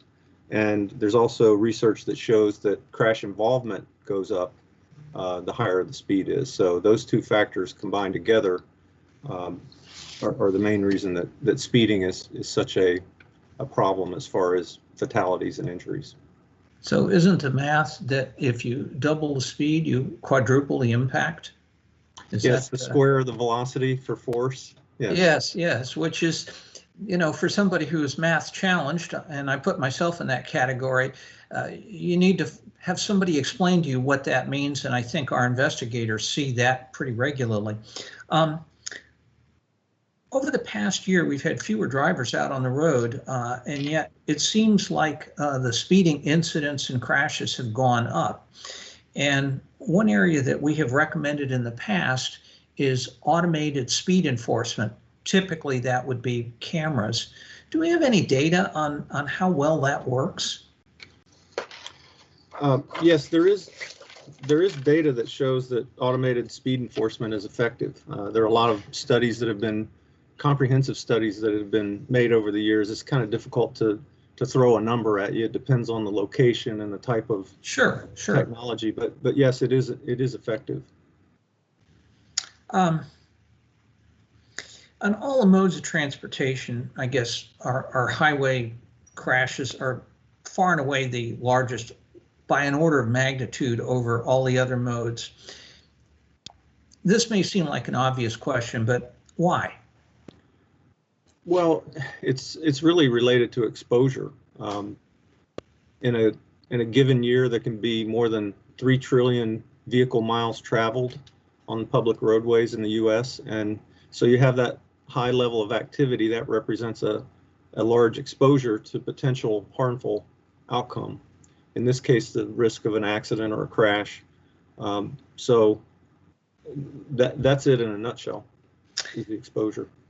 Do we have an estimate on the annual cost of highway crashes and fatalities? Either us or NHTSA or somebody like that?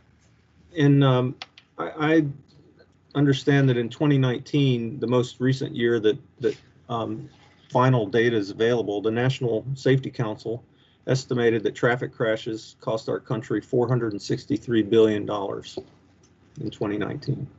That's billion with a B. Yes, yes, sir.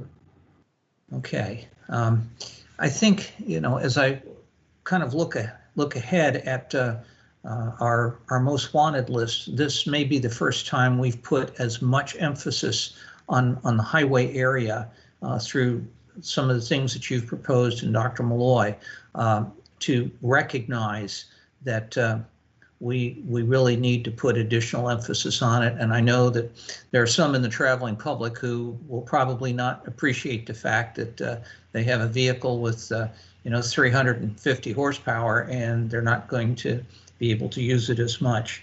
One last question here for you, Dr. Malloy.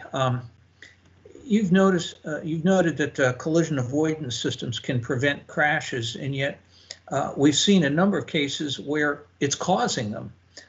Any observations on that?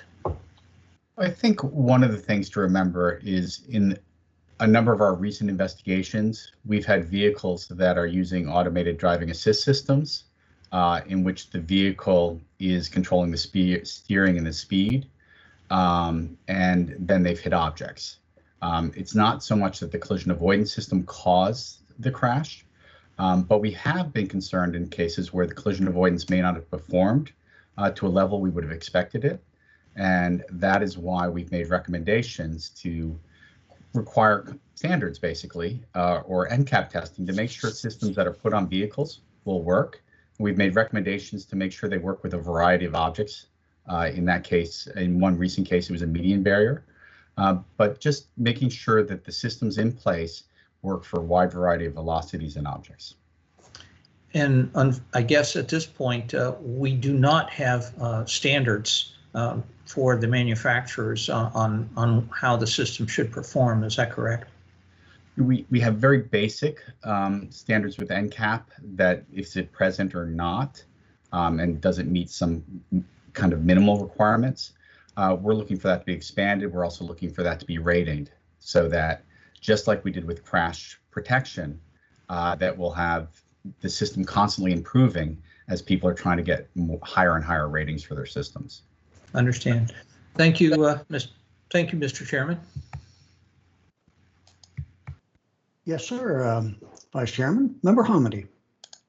Thank you very much. And I look forward to discussing the recommendation to the states on helmets for the next 2 years for the most wanted list, because I believe our focus should instead be on the other recommendations of vehicle design, new car assessment program, improvements, visibility enhancements, safer speeds, adaptive headlights, and certainly infrastructure, and allow the coalition of stakeholders, the League of American Bicyclists, and others that NHTSA has brought together to work through model legislation that can be proposed to the states. Frequently, states have implemented legislation that has unfairly targeted communities of color, and I think it is critical that those issues be worked out.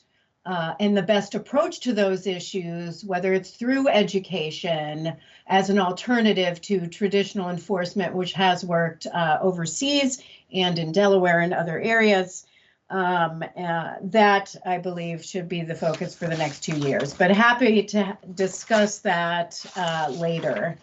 Director Terrell, I think I do have a few questions for you regarding marine fire detection and extinguishing systems. I was the member on scene for the Conception dive boat. I've remained in contact with the families as they pursue legislation to address our recommendations, to file comments with the Coast Guard. And in fact, I had a discussion over the weekend along those lines, although I was interested to see that the recommendations for improved marine fire detection and extinguishing systems only include 3 of the Conception recommendations.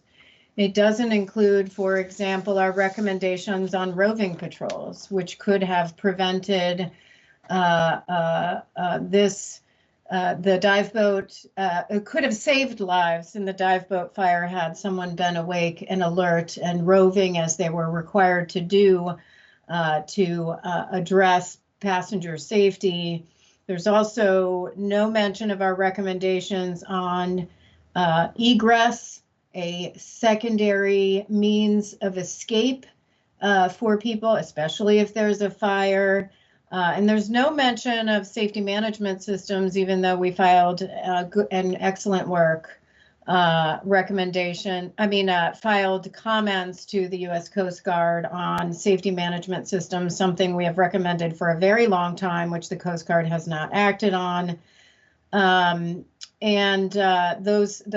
I am aware, though, that that advance notice of proposed rulemaking has been extended from April to June. So I'm just wondering why those aren't included. Thanks for your question, Deborah Hamady, and I echo that the event of the Conception fire was really a tragedy and really needs to be prevented. When we considered all the open safety recommendations and our actions in the past to come up with our safety items in the Office of Marine Safety, we looked at the topics and what had been proposed in the past. As far as the roving patrol, we did not include that particular recommendation. It was to an operator and to the Coast Guard to ensure that the roving patrol requirement is better implemented. It is used for fire, but also used for many other emergencies, and we were really focusing on the fire aspect. We believe that the safety patrol may be something that we look at in the future, but it's never come up before, and we did not include it. The egress is a structural design element. We recognize that's probably going to take a lot of time for the Coast Guard to implement, and we were really focusing on what can we do in the next 2 years to get fire safety on board vessels improved. And it was our estimation that installing detectors, which are ubiquitous everywhere you go, is an easy fix, and we can save lives very quickly by implementing those recommendations. And so that was our estimation here, is to really concentrate on the actions that can be taken very quickly in the next 2 years.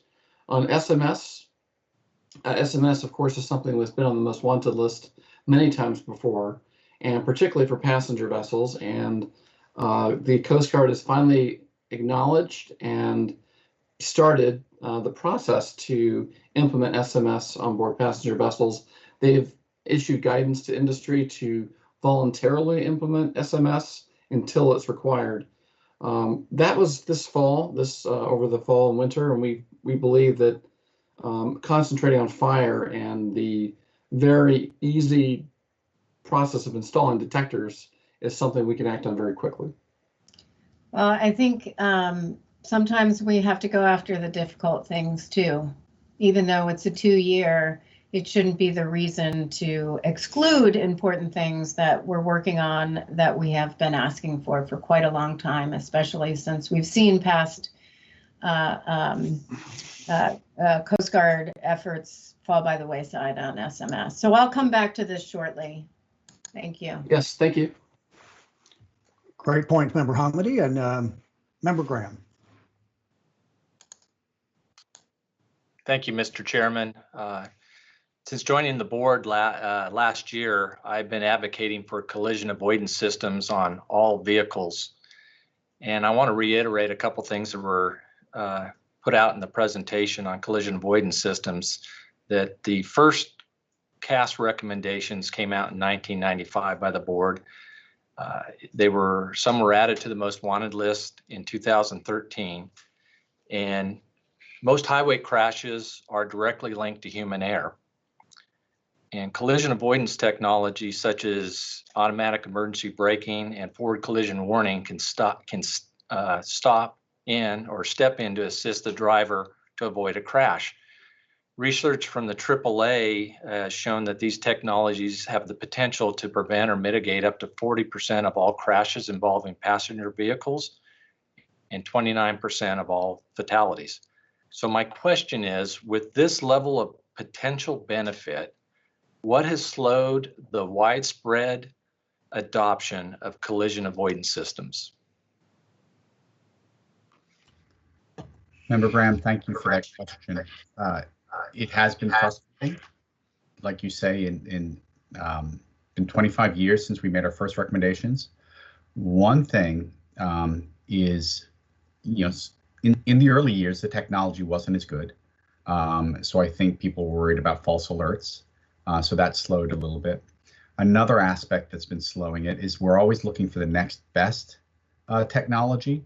And so as we would get close to having collision warning, people said auto braking would be better, and then connected vehicles would be better. Now automated vehicles will be better. We really need to just take a stand and make requirements in for technologies that are available today in many cars. And sometimes it seems like a voluntary approach is the best approach, but I think there are also times where the government needs to step in and make standards to make sure that the public's getting the best systems that they can. Great, and I know you were talking about the development of a performance standards, or I guess in some cases the lack of standards on the part of NHTSA to the car industry, and I know you brought up the new car assessment program, so I want to tie into that about the standards. We know that they're getting ready to revise a new car assessment program again, some of the standards. What technologies does the European NCAP assess now that the US NCAP does not? If possible, if I can throw that to Dr. Becic. That'd be great. Thank you. Thank you, Member Graham. The European NCAP, as well as Australian and Japanese and various NCAPs around the world, for the last 4 or 5 years, have been, as part of their broader rating for the safety of a vehicle, included various collision avoidance technologies. And since the initial iteration, the requirement for a top rating has been increasing every single year. So now, for a vehicle to receive a top safety rating, other than having appropriate crash worthiness, requires collision avoidance systems for detection of forward collisions, as well as detection of pedestrians, and for some detection of bicyclists as well. And the testing scenarios, the velocities that are being tested are being increased every single year.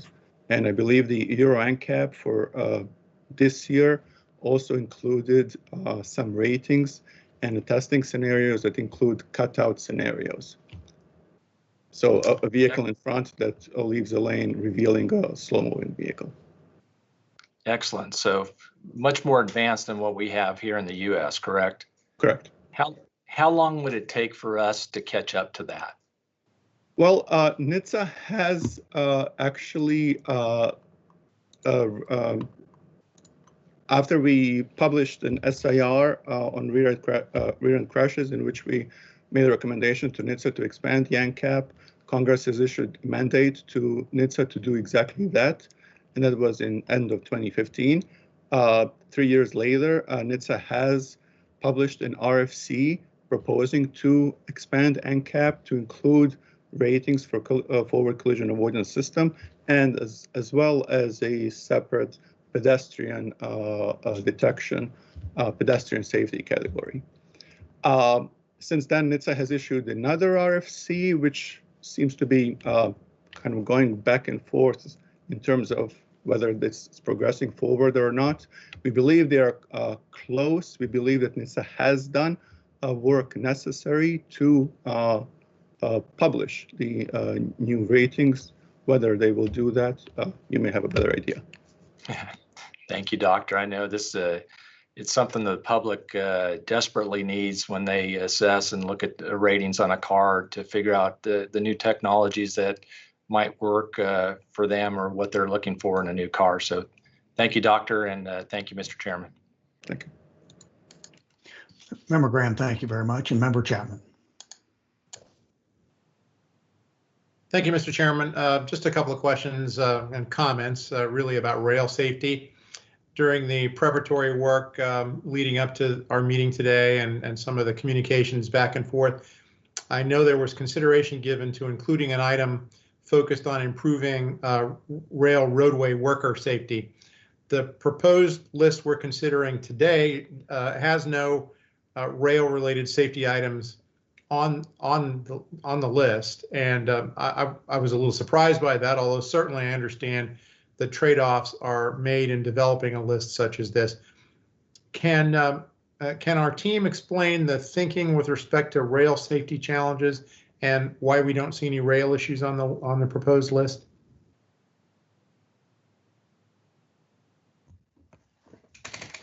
Thank you for the question, Member Chapman. With regard to rail, there were two that were proposed on the initial proposal that were later dropped in an effort to keep the list to 10 items. But our thinking behind these, one was roadway worker protection. And we have found that railroad workers are more likely to be fatally injured in rail accidents than passengers.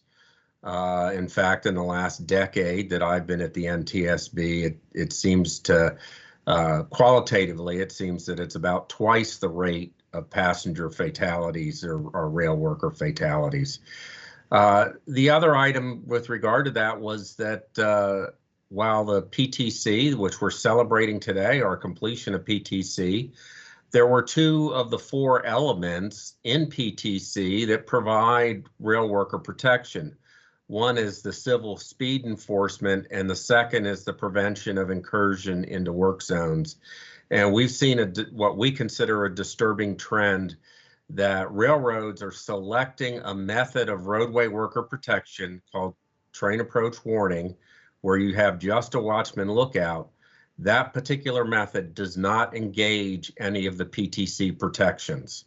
So while the system was built to protect the workers, it's not being used to protect the workers. The other item that we proposed was protecting train employees from hazardous material releases based on the proximity of the locomotive to the hazardous material in the train.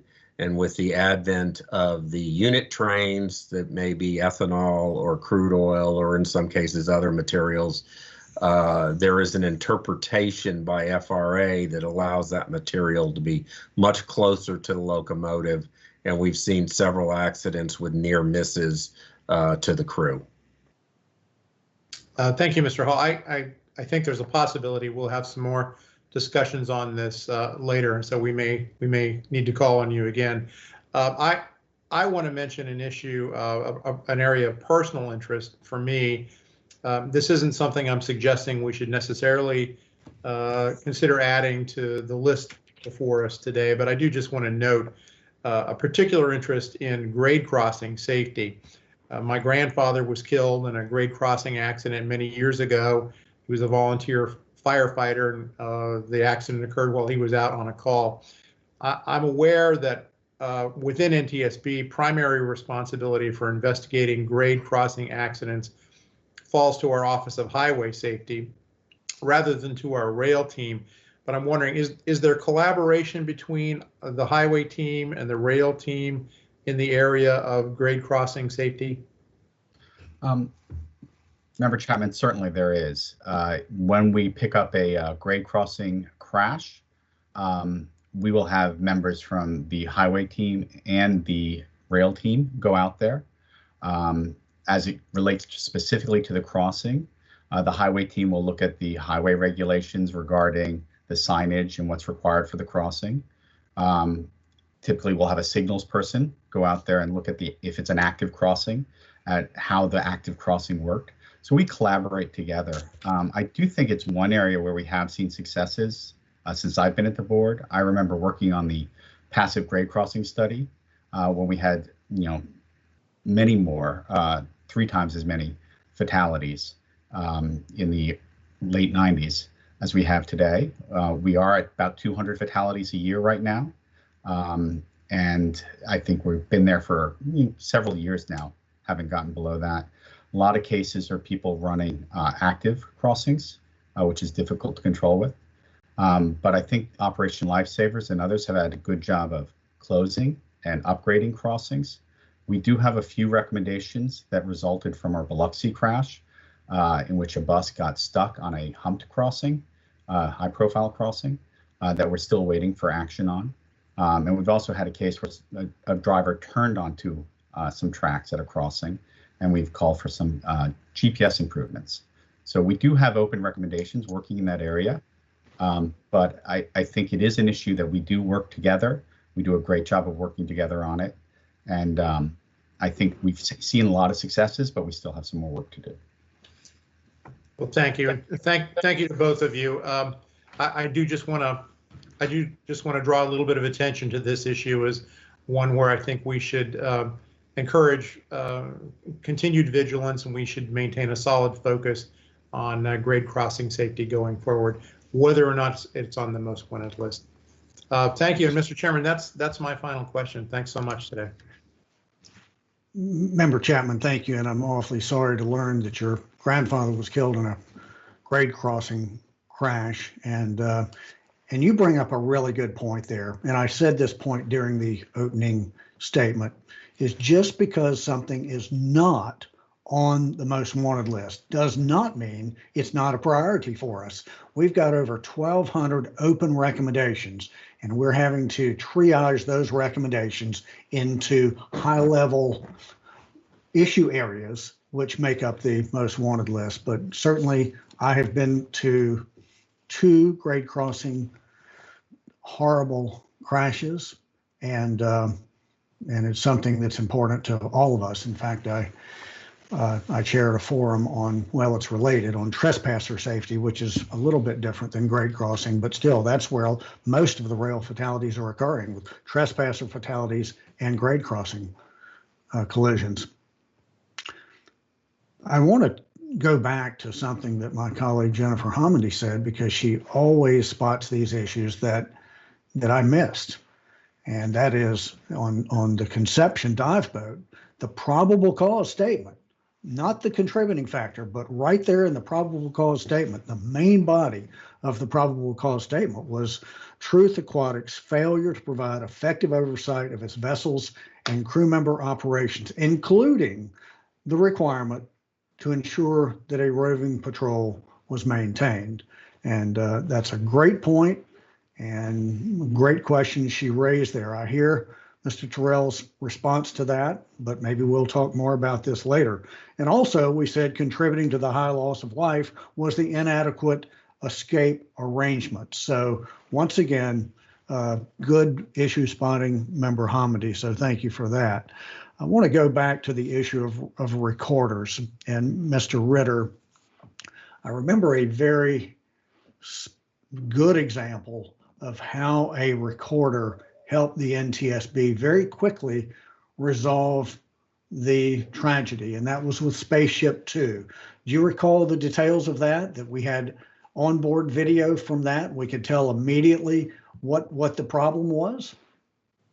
Yes, sir. We had a parameter for that feather unlock and lock mechanism that was recorded, but the interesting thing is we knew it, but we didn't know how it was unlocked. And so the cockpit video recorder definitively showed that it was a pilot action that actually unlocked that mechanism. We wouldn't have had that without the camera. I remember John DeLacy, who was then the director of the NTSB's Office of Aviation Safety, saying without that cockpit image recording that was downloaded telemetry so we could see it We weren't there real time, but people in the control room could see it. And we saw that the co-pilot did manipulate the unlock lever. Otherwise, we might have been looking for years for some sneak circuit or something like that. So that's an example right there. Again, I want to go back to the privacy issues. That's very important to me as a former airline pilot. Also, I do want to ask you, Director Ritter, while I have you, on slide 22, you talked about a couple of recommendations, A20-27 and I think A20-30. And you said that responses from manufacturers on cockpit image recorders, that we've received initial responses from five of the 6 helicopter manufacturers. Right. Well, we issued these recommendations just last year. So it was not like we've waited 15 years for somebody to respond, but we do expect people to at least acknowledge our correspondence. Is that generally true? Yes, sir. And which helicopter company was it who has failed to respond at this time? It's Sikorsky Helicopters has not responded. Sikorsky, thank you very much. So I'm out of time. I'll just go back to the next round, and Vice Chairman Landsberg. Thank you, Mr. Chairman.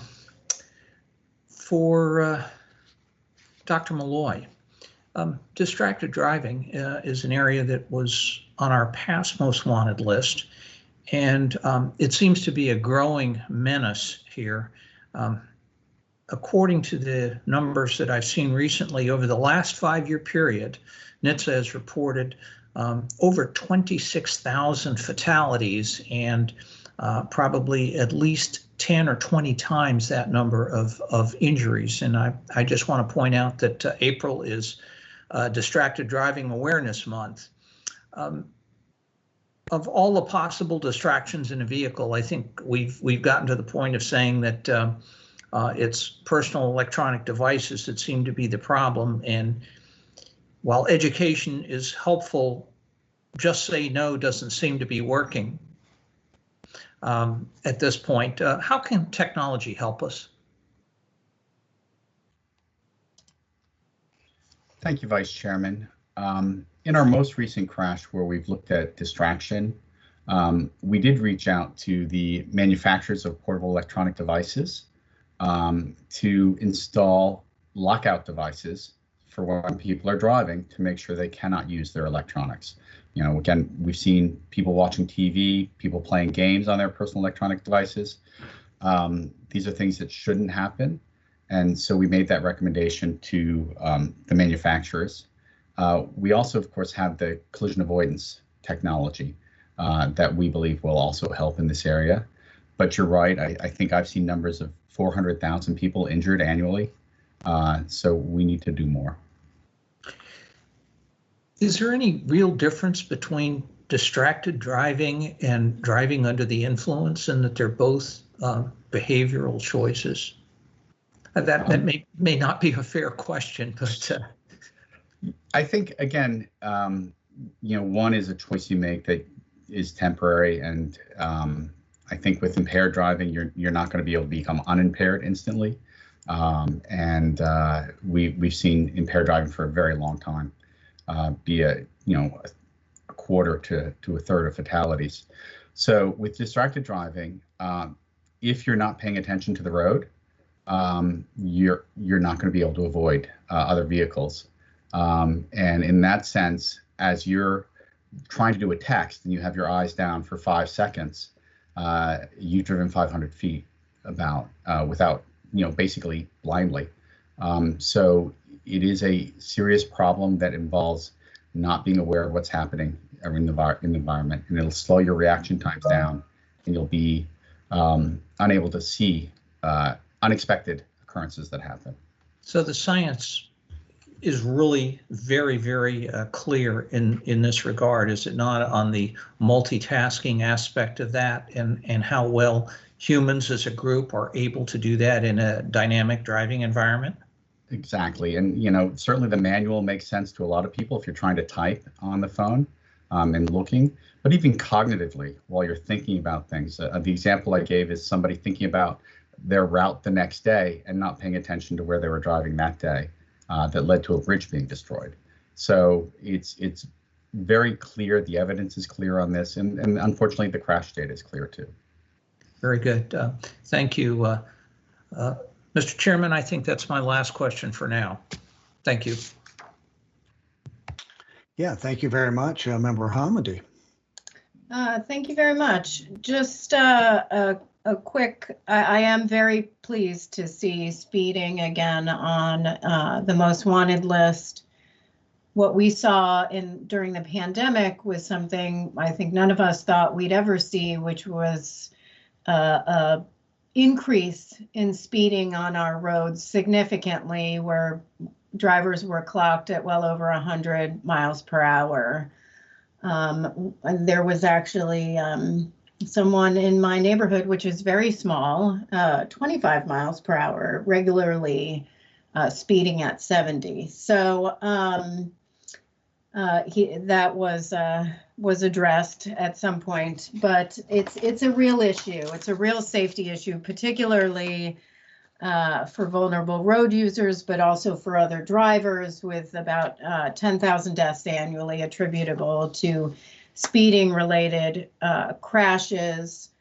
In fact, I am interested in how states have dealt with speeding in the 85th percentile.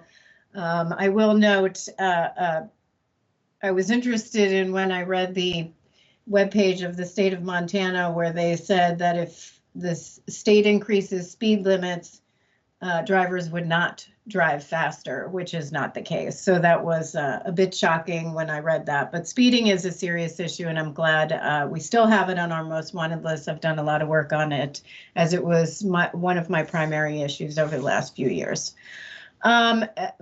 Director Malloy, you had mentioned consumers supporting drunk driving prevention systems in cars. And I don't know if you have that information, but it was a recent initiative by Mothers Against Drunk Driving.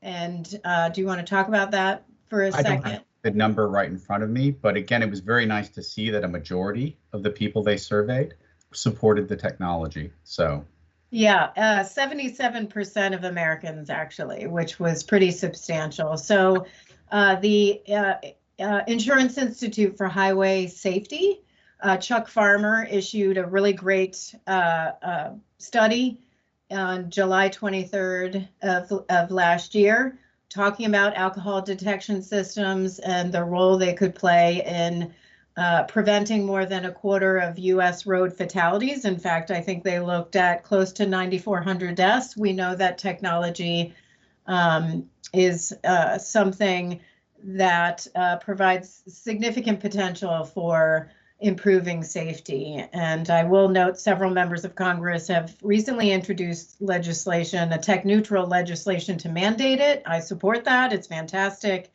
But I also will note that until that happens, we can't not do everything else we need to do and have been advocating for to address drunk driving, which is 0.05 in states, ignition interlocks, and other recommendations that we've issued. So I appreciate this being on the most wanted list, not just for drunk driving, but we have a long way to go on drug impaired driving as states legalize marijuana and other drugs. And there are not great detection systems out there, and certainly states struggle to afford DREs.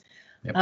It's expensive. So there's a long way to go there. In fact, I think there was legislation on it that could have had an impact on DOT drug testing, but I think that has been addressed. I do want to ask about rail safety, but I think I'm going to hold that. I do have an additional question, but I'm running out of time, and that will take more time, so I'll hold that. So I'll yield back my 42 seconds and ask my other question during the next round. Thank you. Before we get you to yield, Member Chapman, I understand you don't have any further comments or questions at this point. Member Graham, do you? And you're welcome to. I was just going to see if we should let, if you have more questions or comments, we will continue with the rounds. How are you doing? I just have a few more questions. I should finish up in this round. Okay, great. So with that, Member Hamady, thank you for yielding back your time. We appreciate it. And so we will now continue in the round. So Member Graham. Thank you, Mr. Chairman. I just have a couple questions about a new entrant on our most wanted list, the improved pipeline leak detection and mitigation. And I think Director Malloy, Director Hall, I have a couple questions for you. The presentation, you talk about this safety item includes 3 elements, and I believe this is all tied to natural gas transmission, or at least the first couple are. Is that correct? Yes, all the elements are tied to natural gas. They're all tied to natural gas. Okay. And then the first couple parts talk about transmission, not distribution systems. Is it difficult to detect a rupture of a gas transmission line, natural gas transmission? It has been difficult primarily due to a lack of instrumentation on the line. As we saw in San Bruno, they had instrumentation at the station that put gas into the line, and then at the end of the line, some 50 miles away. With that, lack of intermediate instrumentation, it's difficult to rapidly assess a rupture and the location of the rupture. Okay, and we also are asking to install automatic shutoff valves and remote control valves in the natural gas transmission lines.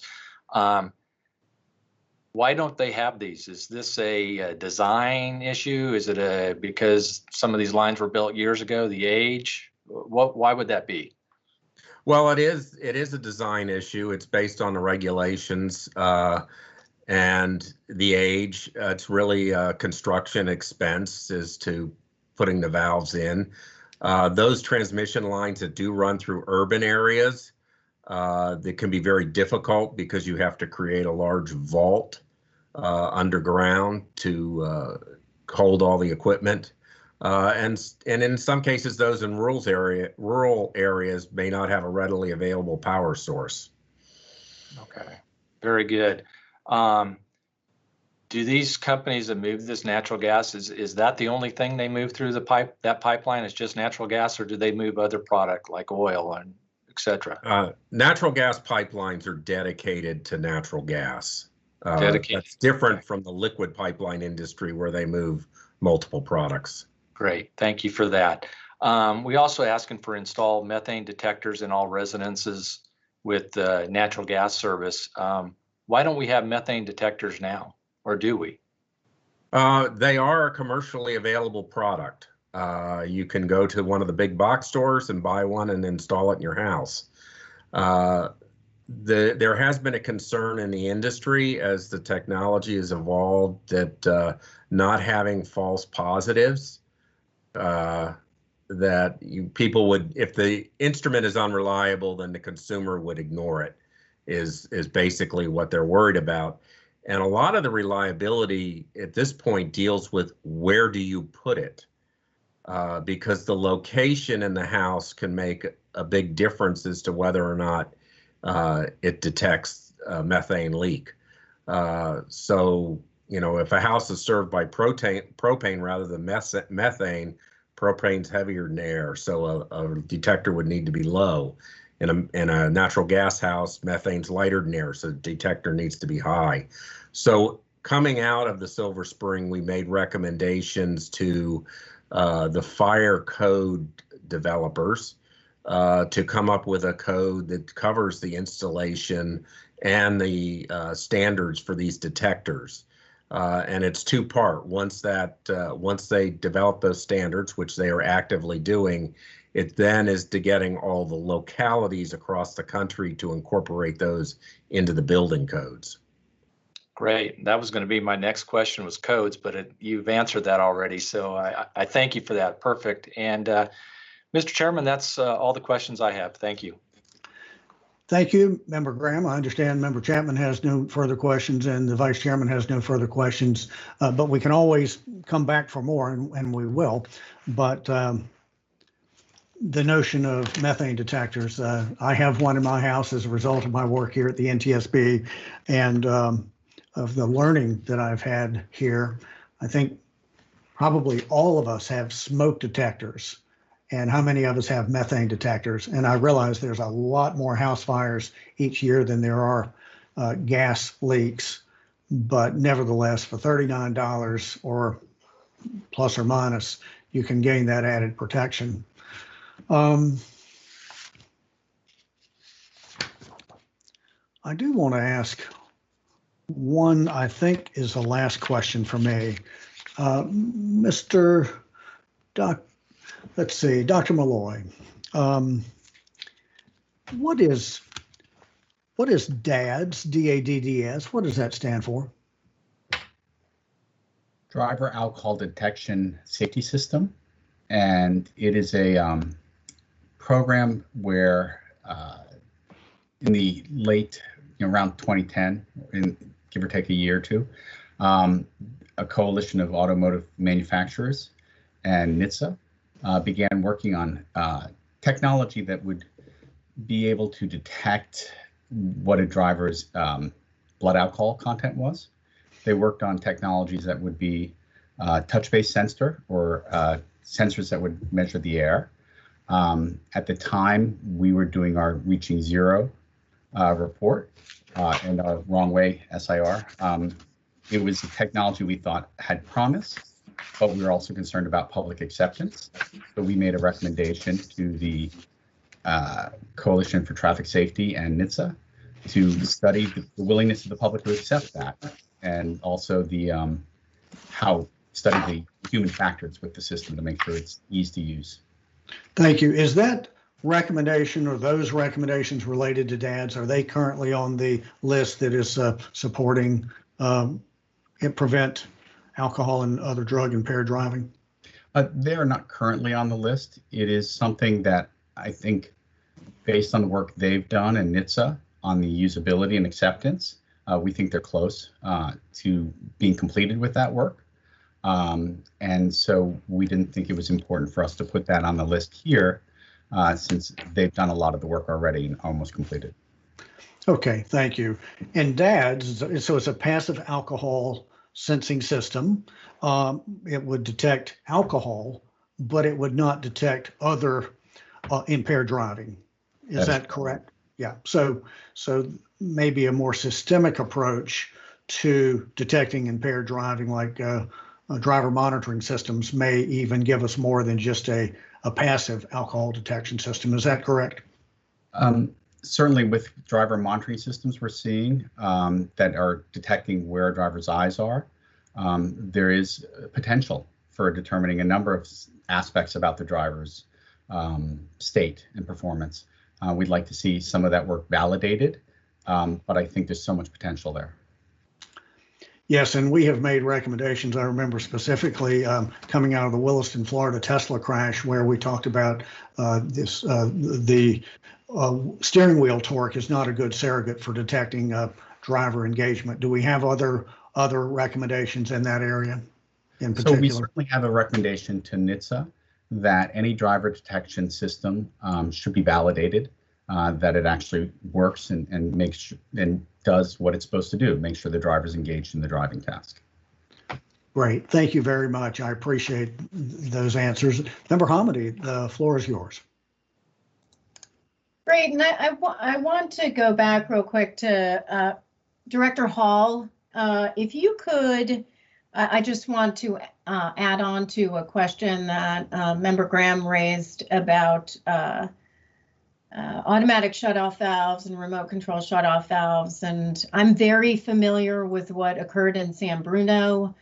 That's what led to the congressional mandate on automatic shutoff valves so many years ago. And here we are many, many years later, and it has not been finalized. And in fact, there was sort of a backtracking by the last administration on how to apply automatic shutoff valves and require it. which I hope will be rectified with new leadership at PHMSA. Can you just talk about what we saw in San Bruno, what occurred, death, how many deaths, what occurred with respect to not being able to shut off the valves at the time, and how much time went by? In San Bruno, we had a line that was, I believe, 53 miles long, and we had a rupture that occurred probably in about the middle of the line from end to end. And it occurred in a neighborhood. And some of the things that really were problematic about this rupture was the pipeline company and the way that they operate. They would not call it a rupture until they had their technician actually see it on the ground. And they had actually technicians seeing it on the news, calling it in and saying, that's us, but they would not take any action. And it took over an hour to isolate the line. And it was only isolated because of some employees that violated the rules, self-dispatched themselves to the valves and shut them because they knew it was a rupture. There were 8 people that died. I believe it was in my presentation. Some 30-some homes were destroyed and another 70 damaged. It was really a horrific accident. Yeah, in fact, I was surprised. I mean, our recommendations are very broad, whether it's existing pipeline or new pipeline. I was surprised when at the end of the last administration, all of a sudden, PHMSA seemed to reverse course and say, well, we can't really apply these to existing lines, which is not accurate. And in fact, that approach then would not prevent the next San Bruno, the very reason why we issued that recommendation. So I do think it's important that we keep pressure on regarding these issues and more. So I have another set of questions, I think, for Director Hatchett. Director Hatchett, I want to, with every new process, and this is a new process, there are lessons learned. And, I think that it will require, I would believe, additional tweaks in looking at some of the methodology and the process. Can you maybe briefly talk about some of those that you discovered through the process, or possible limitations of the methodology at all? Oh. Thank you for the question, Member Hamady. I think I speak on behalf of staff when we say that we put a lot of effort into this process. I think at the very beginning was well laid out, I think, by the chairman and certainly myself on the challenges through no one's fault, because everyone's living through a pandemic and everything else, to be responsive to what we were asked to do from the GAO. The perspectives of the board members are wanted, they're valid, they're unique, and they just make everything better when you mix it in with what staff proposes to do in regards to the most wanted list. I think that, we have put together a product for the first time that's data-driven. And using the qualitative ranking tool, we can tell you why something made a list as it's being proposed today. And ultimately, it's the board who is going to decide on that list. I think it's also important to say that along with you all, employees of the agency and our advocacy partners, we are looking very much forward to engaging on the most wanted list that's going to be adopted today, because the sole purpose is to provide attention to those things where we most want action, and to look at how we can positively close open recommendations. As you know, after this list is adopted, the team in SRC, the Safety Advocacy Division, been working with all of the board members to identify those things on the list that you will advocate on behalf of. There are many ways that we do that through our outreach efforts, whether it is engaging in advocacy events, social media, calling to attention to the list that will be adopted today, educating Congress, state governors, legislators about the list and why it's important and why we stand behind it, and engaging with industry and government and the public through media engagements, which like the one we'll have after this board meeting, roundtable discussions, the efforts that like Member Chapman mentioned earlier today that he's already actively engaged in. So there's always room for improvement with any process, of course. We will be working with the board members after this is adopted to look at the guidance and the board order for subsequent most wanted lists that will be developed. I see Carl's hand. I do have some follow-up questions, but I want to be respectful of time, and I'm out of time. So I can, shut off my camera and wait till the next round. No, please, Member Hominy, please continue. I think we're all through with questions, and if our colleagues have additional questions, we can tag on at the end of yours. So please continue. You're recognized for an additional 5 minutes. Yeah, I just wanted to point out just a couple of things that I felt would be good to take into consideration. I think you all have worked very hard on this list. It is a new process.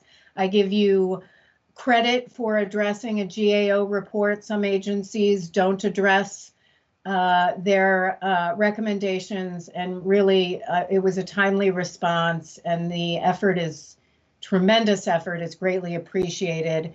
Just a few things I wanted to flag that, I think should be considered as we move forward in the next round for most wanted list.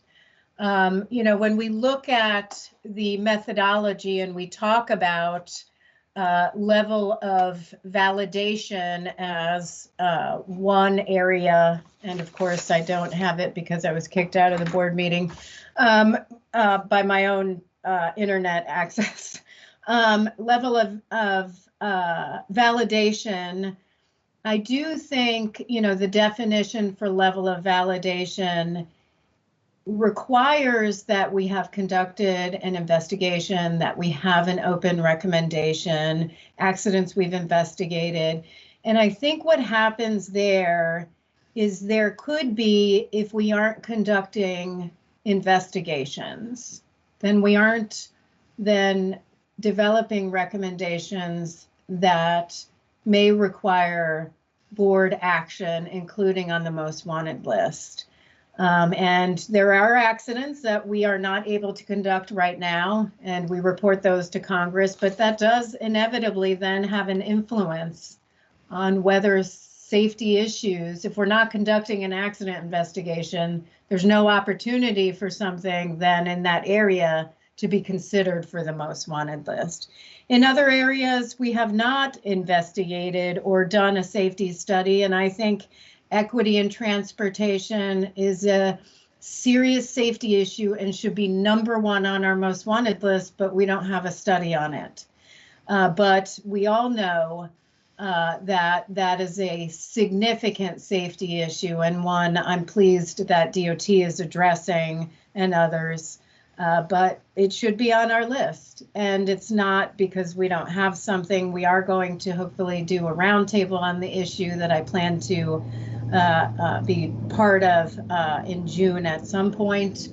But in addition to that, Member Chapman raised grade crossings. Here's another area where in the NTSB, rail pipelines and hazmat doesn't deal with grade crossing accidents. That's the Office of Highway Safety. So they're not going to put forward the biggest area of one of the biggest area for incidents in rail is grade crossing. So RPH won't put that out, put that in the mix because that's Office of Highway Safety. Office of Highway Safety says, well, we got 10,000 deaths for impairment, 10,000 deaths for speeding. grade crossings is lower on the list, yet we have 22 open recommendations on it. So there you have a significant safety issue that potentially falls through the cracks in our methodology.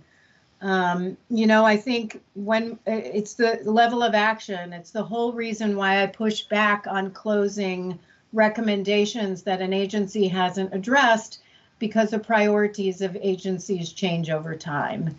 And so, I think that's a potential area, and I will, a great area, emergency escape breathing apparatus for trained crews. It was never fully addressed by FRA.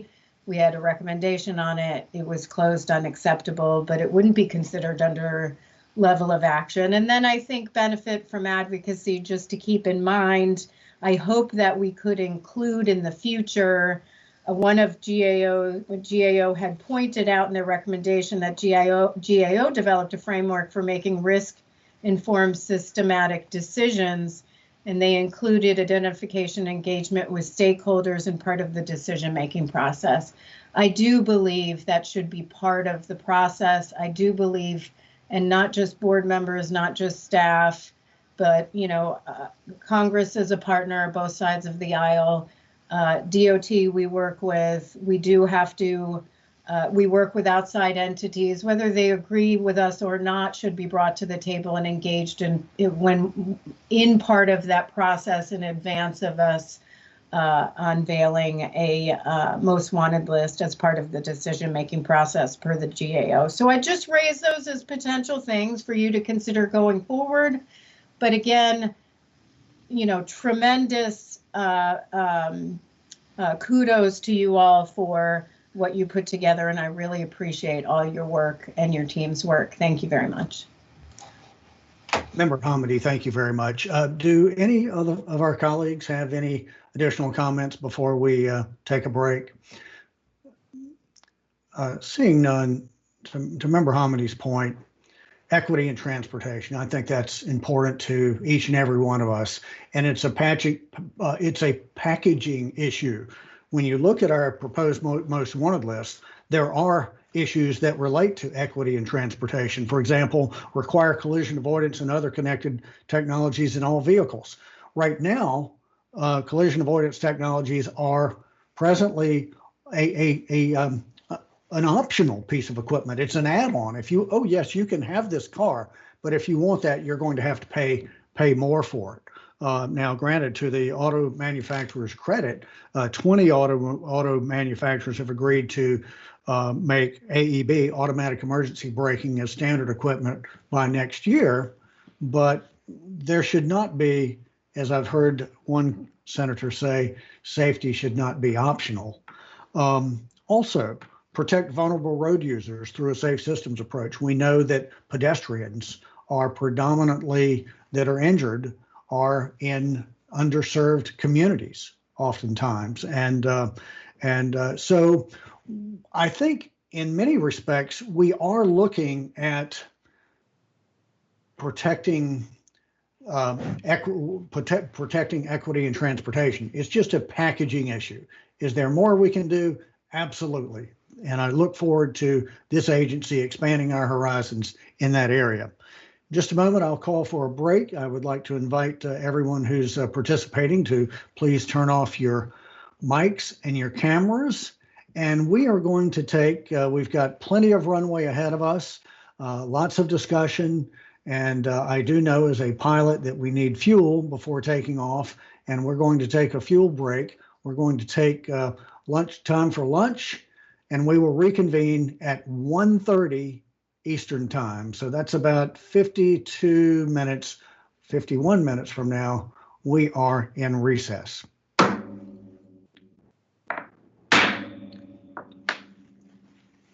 Good afternoon. We are back in session. Do any of my colleagues have any additional comments or questions before we move to the deliberative phase of the board meeting?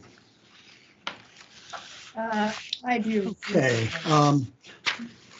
Member Hamady. Thank you. I might have misunderstood. It's possible I did. So I just want to provide, before the break, it was stated that when I mentioned racial equity, that's a packaging issue. I just want to come back to that for a second. It's not a packaging issue.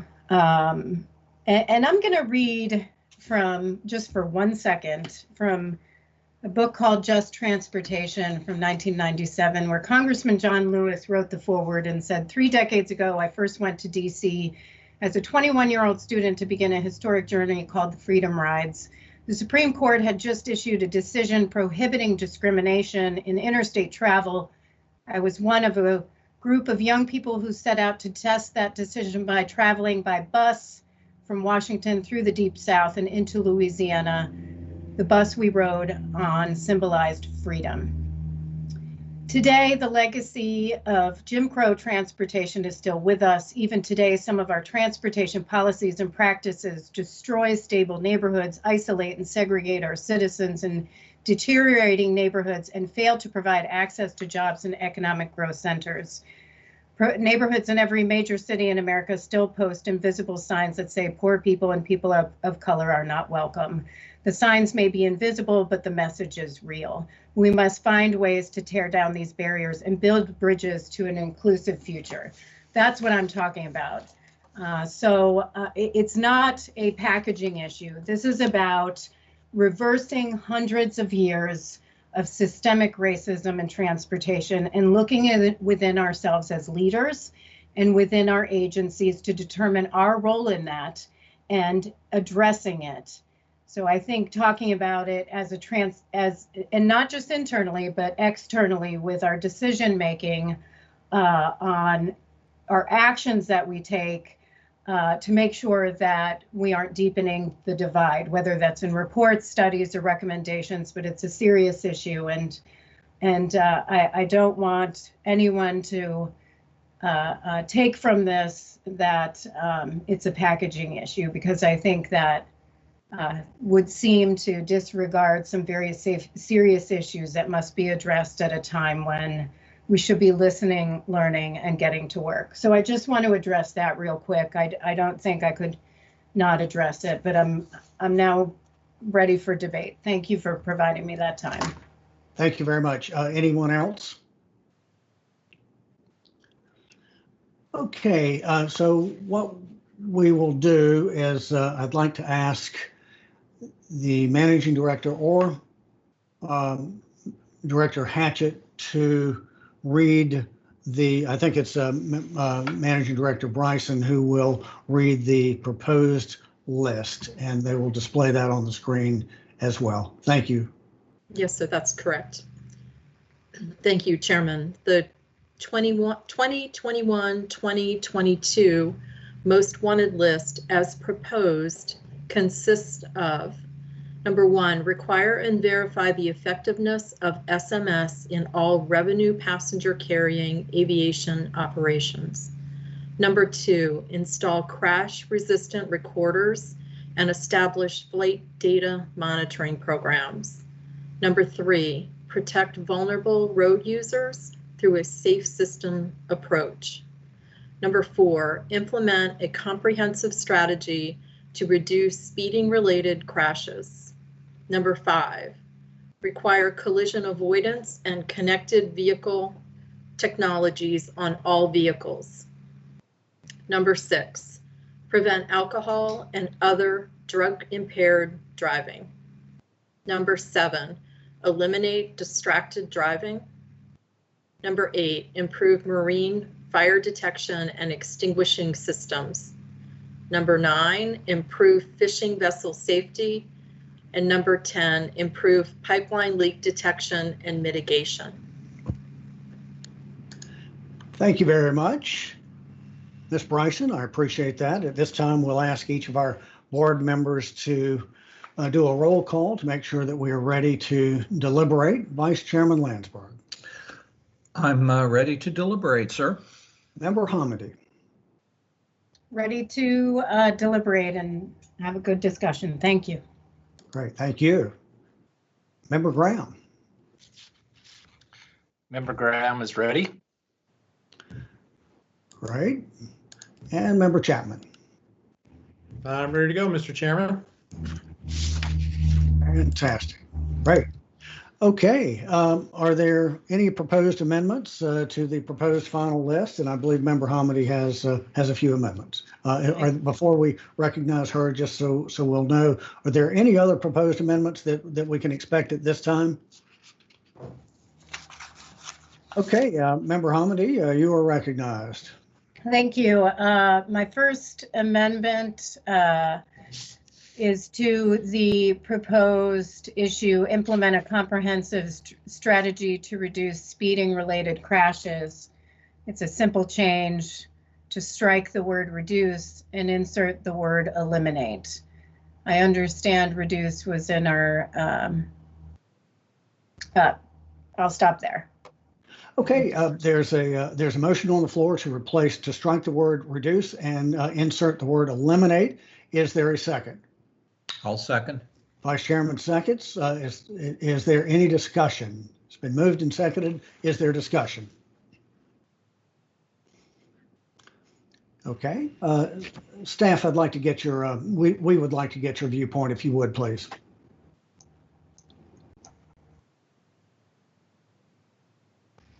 Staff has no objections. Thank you. Staff has no objections. And so, Member Hamady, I'm sorry, I should have recognized you once it was moved and seconded to go back for discussion, but did you have any discussion on this? Okay. No, I'd just add, our goal is always 0, so we don't want to reduce speeding related crashes. We want to eliminate them. So that's why I propose that very small change. It's a small word change, but a big change because you're right. We want to eliminate speeding related crashes. So thank you for that. We'll now proceed to a roll call vote. Those in favor of the motion will vote by stating aye. Those opposed will state no. Vice Chairman Landsberg. Vice Chairman votes aye. Vice Chairman votes aye. Member Hamady. Aye. Member Hamady votes aye. Member Graham. Aye. Member Graham votes aye. Member Chapman. Aye. Member Chapman votes aye. The chairman votes aye. The motion passes. Thank you, Member Hamady. I recognize you for another amendment. Yes, my second amendment has to do with rail worker safety. I think what is missing from this list is a recommendation. My motion is to add a recommendation to improve rail worker safety. And in doing that, that would bring us to 11. So that requires us to remove something. In discussions with Morgan Terrell, there's 2 ways I would propose it: either improve passenger and fishing vessel safety, or remove marine fire detection and fishing vessel safety, since we are not addressing a majority of what I believe should be in the recommendations. And we can talk about that when it comes to discussion. If you'd please state your motion and we'll get a second. That's my motion. Your motion is to, please state your motion. I'm sorry. To add improve rail worker safety and either combine the 2 marine safety issues into one issue of improve passenger and fishing vessel safety, or strike improve marine fire detection. Okay, that's the motion. Is there a second?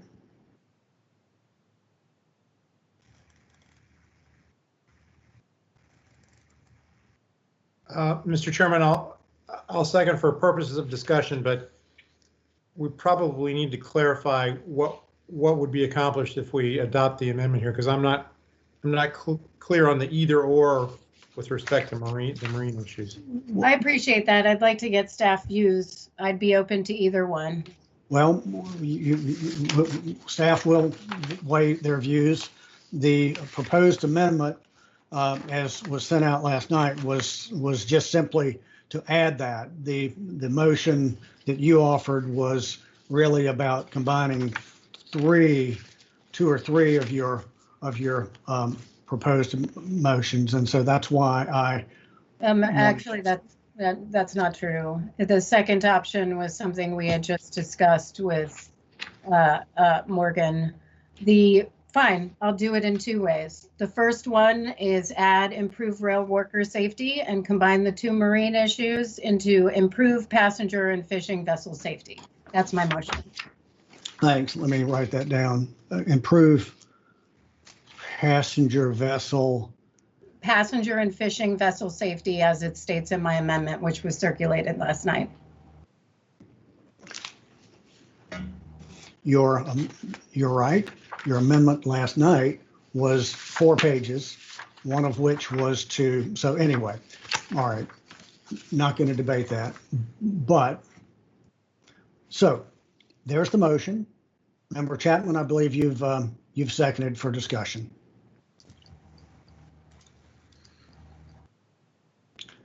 Okay, is there any discussion amongst the board before we turn to staff? First, I would like to raise that we have a number of issues on the most wanted list that address serious safety issues during the pandemic. And even before that, there have been an increase in worker deaths on our railways, on our railroads. We have a number of safety recommendations that I think are critical that need to be implemented, some of which are long-standing. These include develop and implement a safety management system that includes training and medical standards. Work in partnership with Amtrak to establish safety management criteria. Review and revise your training program to ensure employees are properly qualified on positive train control, including restricted mode, which was from the Cary, Ohio. To the FRA, revise your oversight inspection process to focus on roadway worker activities, including train approach warning for protection. Define when the risks associated with using train approach warning are unacceptable and revise existing regulations. Promulgate scientifically based hours of service requirements. Ensure operating crew members demonstrate their proficiency on the physical characteristics of a territory by using all resources available to them, including in-cab instruments, signage, signals, and landmarks. And revise your classroom and road training program. Require all engineers undergo simulator training. I could go on, there are a few others, a systemic approach to developing training and qualification programs, conducting training that specifies and reinforces how each crew member, including those who have not received their certifications or qualifications, may be used as a resource to assist in establishing and maintaining safe train operations. We have recommendations well beyond that to address rail worker safety. There have been a number of deaths in 2020. It's a serious safety issue. And while I thought roadway worker protection was too narrow, I do think improve rail worker safety more broadly addresses all these issues for all rail worker employees, whether you're a roadway worker, whether you're train crew, whether you do switching, whether you work in a yard.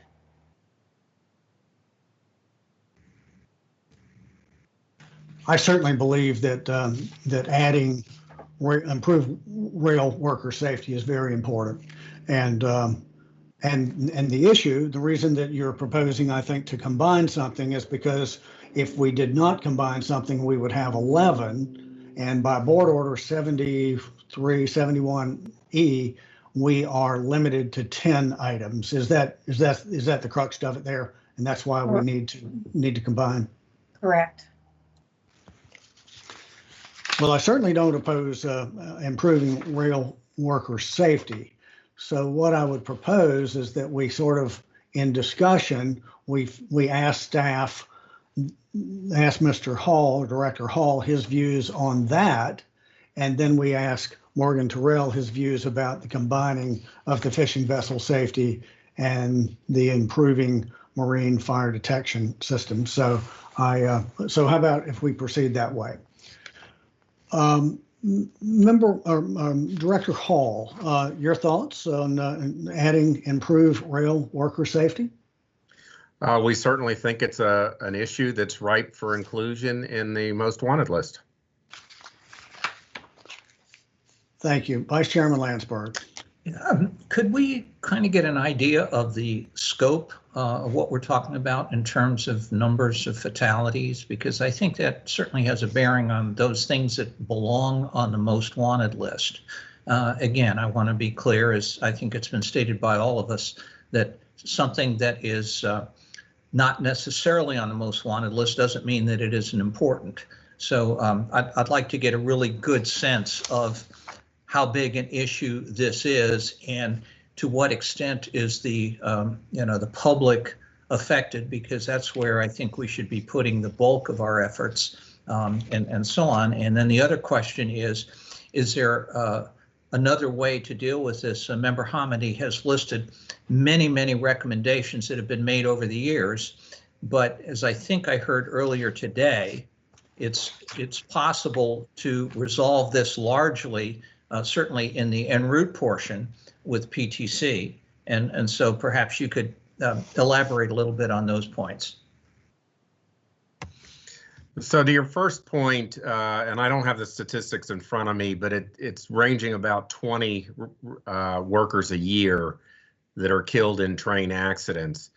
To the point about PTC, as I brought up in the earlier questioning, PTC does have elements that would protect roadway workers, but railroads are choosing not to use those elements by selecting a method called train approach warning.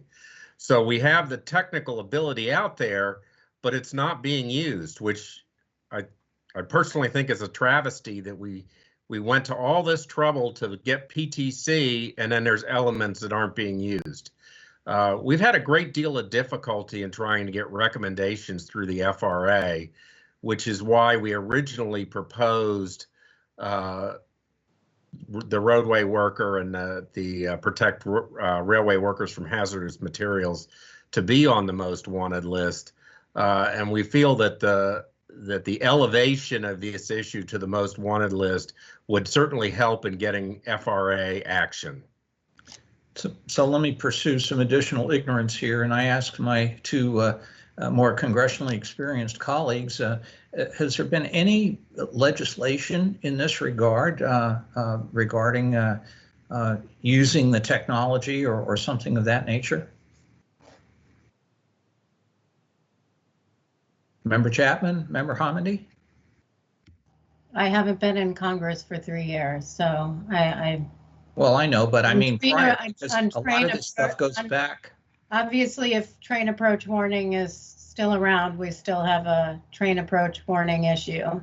But it's beyond, this is beyond just roadway workers. This is I understand. I'm just trying to get a good picture of it. And I don't have any knowledge, but by the same token, rail issues weren't my strong suit when I was on the congressional staff, so I don't really have a good frame of reference.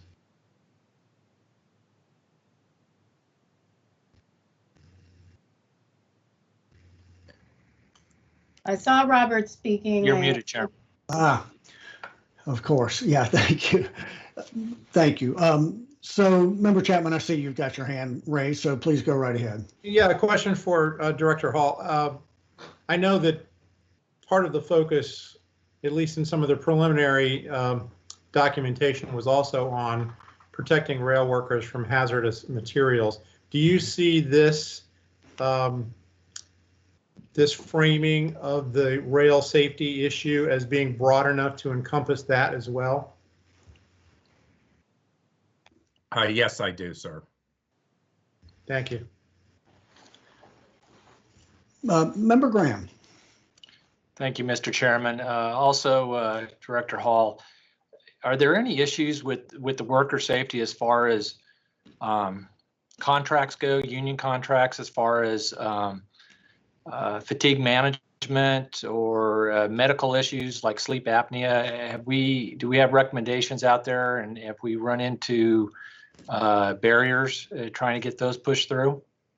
Yeah, we have a number of recommendations in both of those areas. And what the FRA has told us is that they took credit for those in PTC and they can't take credit for them for another regulation. Okay, Member Hamady, you've proposed an amendment to add something, but there are no recommendations to go with it. And so what we're ultimately doing today is adopting a comprehensive list, which is not only the issue areas, but the recommendations. And so what I would propose is that if this motion carries, then staff would compile a list of relevant recommendations and circulate that list to the board for our approval, just as we would any other post-board meeting action. Would you concur with that, Member Hamady? I agree with that, and there's a few points I wanted to also mention on the issue itself, but you let me know when it's time to do that. Please go right ahead. I wanted to understand the questions on the breadth of the issue and number of fatalities and whether it belongs on the most wanted list, and bulk of the effort should be focused on public work. We've spent our entire creation focused on the safety of flight crews, flight attendants, pilots, marine vessel operators. We have something on fishing. That just because I don't understand what the discussion on, for some reason, workers shouldn't be our focus on the most wanted list. They should be on our most wanted list because they are the forward-facing people that directly affect public safety and should not be discussed as just a number or not relevant because they are not the public. And I'm not putting that, I'm not saying that's what you said, but well, I just want to, well, that's frankly what I mean, did you not say bulk of the effort should be focused on the public? I will say, look, here we have a situation in 2020, and I'm just gonna, I used to work for the labor union, so I'm gonna quote Mary Harris Jones, who also known as Mother Jones, who said, "Pray for the dead and fight like hell for the living." I have fought for decades for worker safety, and in that is our mission to for the NTSB. So I have to say, I looked at those that are publicly listed who can no longer fight for themselves, and we are the voice to fight for them, who died in 2020, who were workers. Kenneth Bubba Clark, April 23rd, 2020, Proviso, Illinois, leaves behind a wife, Michelle, child, Caitlin. Ryan Sandy, October 12th, Henrico County, Virginia, 5 kids and a wife. Paul Payne, November 22nd, in a rail yard in Fostoria, Ohio, leaves behind a wife, Haley, and 5 children. Tyrone Davis, December 23rd, Tupelo, Mississippi. Taj Ellis, March 3rd, La Mirada, California. Curtis Daines, March 19th, Nebraska. And numerous recent victims of amputee situations that includes Darren Liston, November 2nd, in Russell, Kentucky.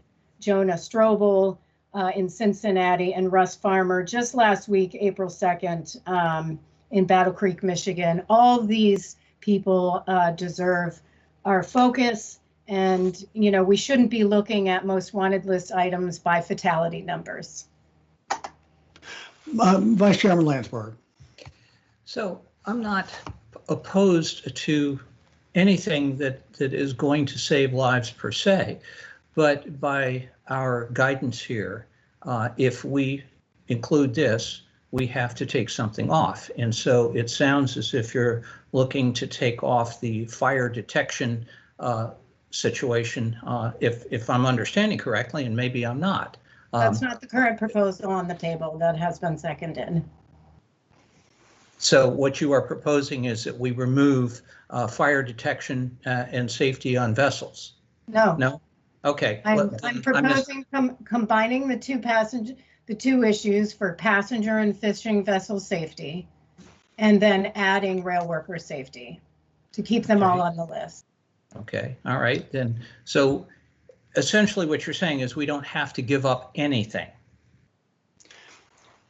Correct. In fact, the way we've addressed issues in the past that are more than one issue is we've had on our website, for example, fatigue, we've had multimodal issues. You go to the website on that one issue and it has a sheet for aviation, documentation on highways, documentation on rail, and documentation on marine. And I think those would be similar, where you would have the one issue and you'd have one set of documents for passenger vessel safety or passenger safety, and one set of documents for fishing vessel safety.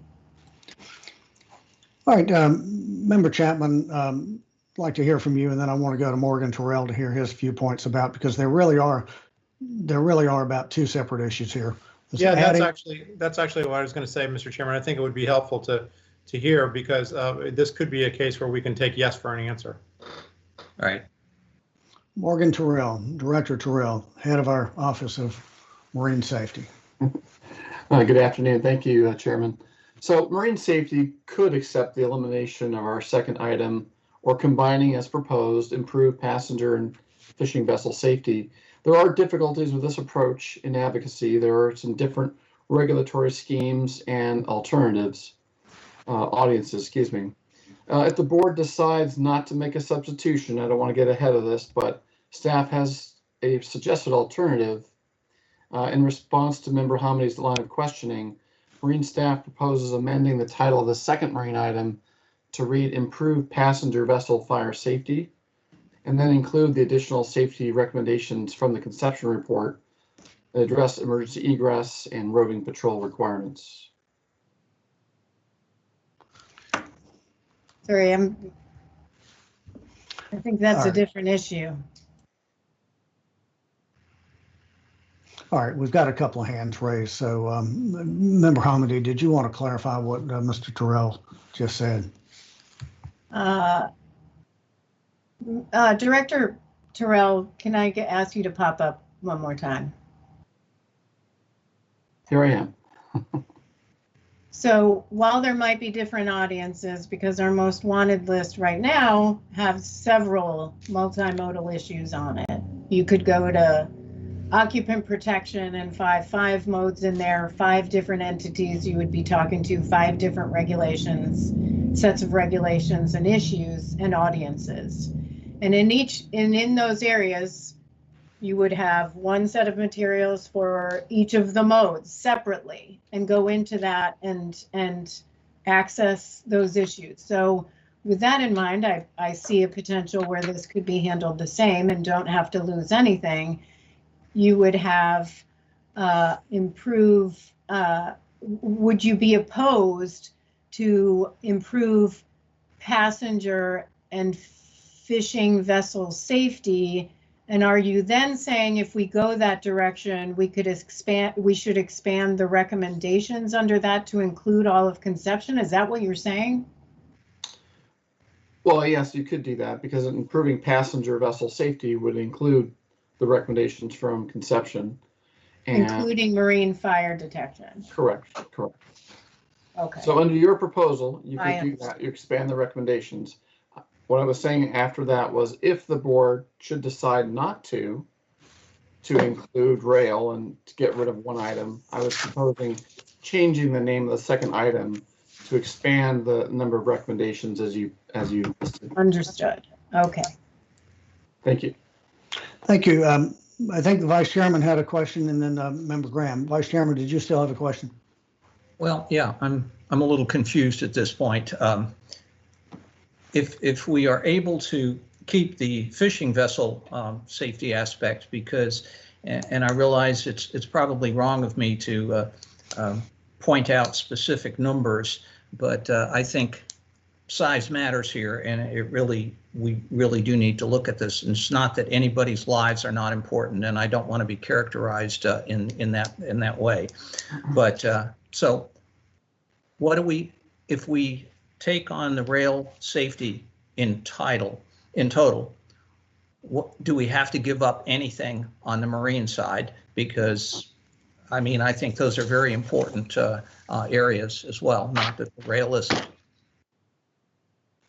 So to your question there, Vice Chairman, if we substitute rail, Marine could accept the proposed from Member Hamidi to improve passenger and fishing vessel safety.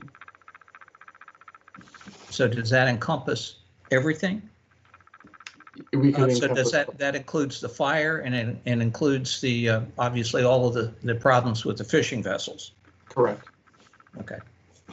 Member Graham. Yeah, and I apologize. It looks like my internet's flickering on and off here. I'm not sure if I didn't catch everything the vice chairman had asked and was responded to. Director Terrell, I know when I first met with you, I guess it's been a couple months now on this item. I was kind of surprised there were initially 2 on the list, and I was wondering, I had asked you what was more important to you, were there combining the 2 issues? If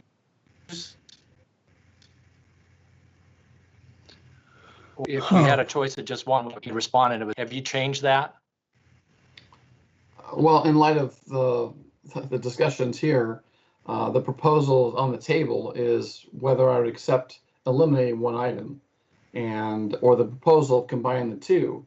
If it's my preference, I'd prefer to keep both. If I had to lose one, I really don't like to do that. So by keeping both, we can address the issues. Member Hamidi.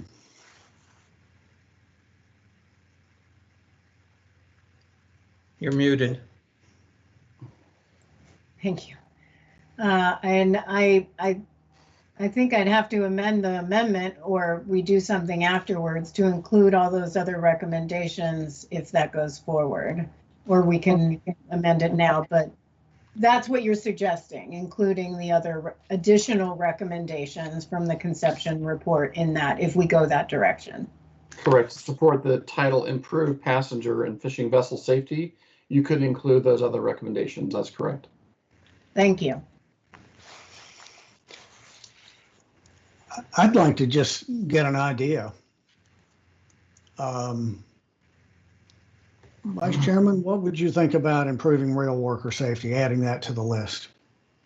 I think if we can do it without losing either of the Marines program, I could be supportive of that. Okay, and Member Hamidi, I think I know your viewpoint on that, and Member Graham, conceptually, could you approve adding improved rail worker safety? I could work with that. Yeah, and of course, the other part of that, but that's why I would have hoped that we would have done one amendment and then dealt with how do we, now that we're squeezed, how do we deal with that? But we're going to get there. And Member Chapman, your views on rail worker safety, adding that to the list? Yes, I do support adding that to the list. Yeah, and I do too. And the devil is in the detail. It's what do we squeeze to get down to 10? And I think as much as I don't want to do it, there are several that we could combine. There's a few we could combine. I want to point out that, as I said earlier, commercial fishing is the most deadly profession, most deadly occupation in the United States. A person working on a fishing vessel has a 41 times higher rate of dying compared to other workers in the U.S. But if we combine it, we're not losing. So, Member Hamidi, your proposal, and then we can deal with adding the recommendations as a part of your amendment. but would your amendment be to add improve rail worker safety to the list and then combine, and I want to get the wording just right here, combine the other category, the marine category, to say, what would it say? Improve passenger vessel fire safety and fishing vessel safety or something like that? No, it's in my amendment. It says improve passenger and fishing vessel safety. Improve passenger and fishing vessel safety. Okay. Yeah. And then part and parcel with that, I would say that we would need to have the proviso that staff would then add the relevant recommendations to circulate for page changes. Is that, would that be your motion? Yes. I just wanted to make sure we added in the part about circulating for page changes. Mm-hmm. All right. Is there any more discussion? Because I'd like for Member Hamidi to, unless there's other discussion, I'd like for her to restate her motion so that we can proceed with a vote. Any other questions or discussion regarding this? I'd love to hear more from staff. I'd love to hear from the Managing Director, Ms. Hatchett, Director Hatchett, to make sure we're getting all viewpoints.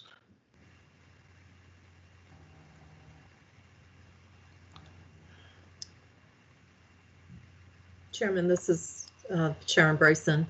I think combining them can work. I think the most wanted list is our tool to ensure that we use our limited resources at the agency to advocate for a very long list of really important safety issues. We have many issues that we all feel strongly about, and so this is our tool to be able to do that and do that efficiently.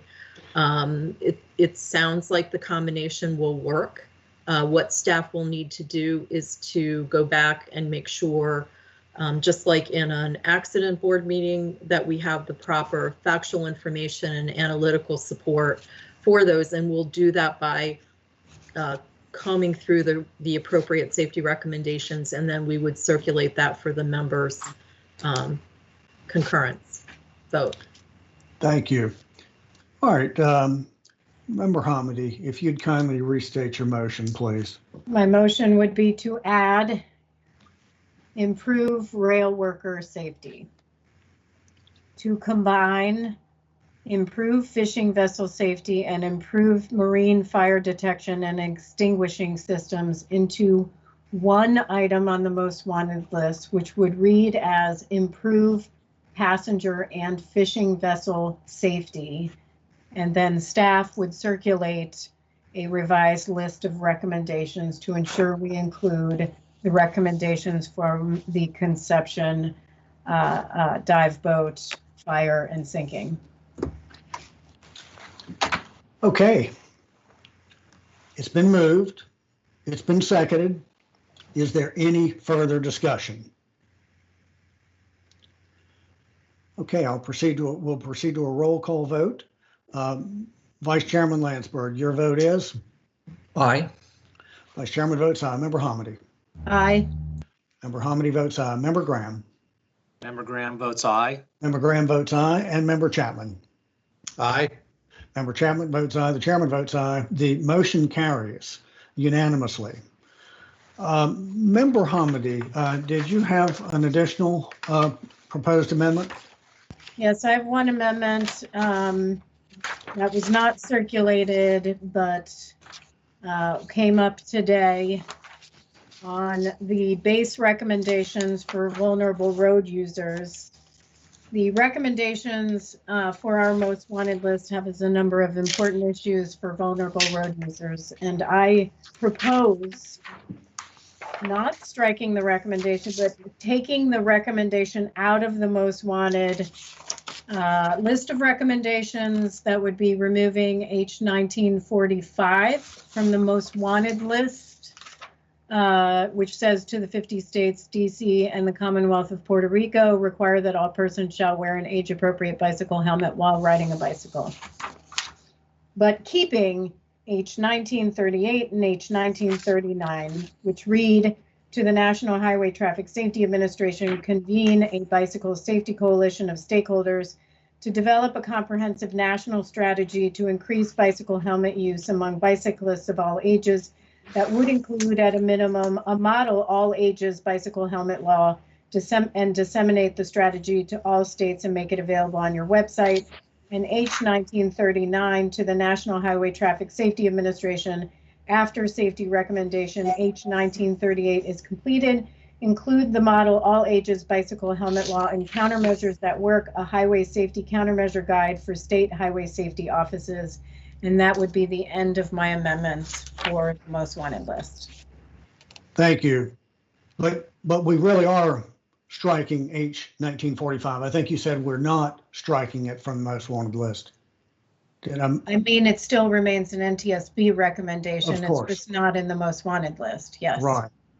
Okay. It's been moved to delete from the most wanted list H 1945, to remove that from the supporting material under improve the safety of protect vulnerable road users through a safe system approach.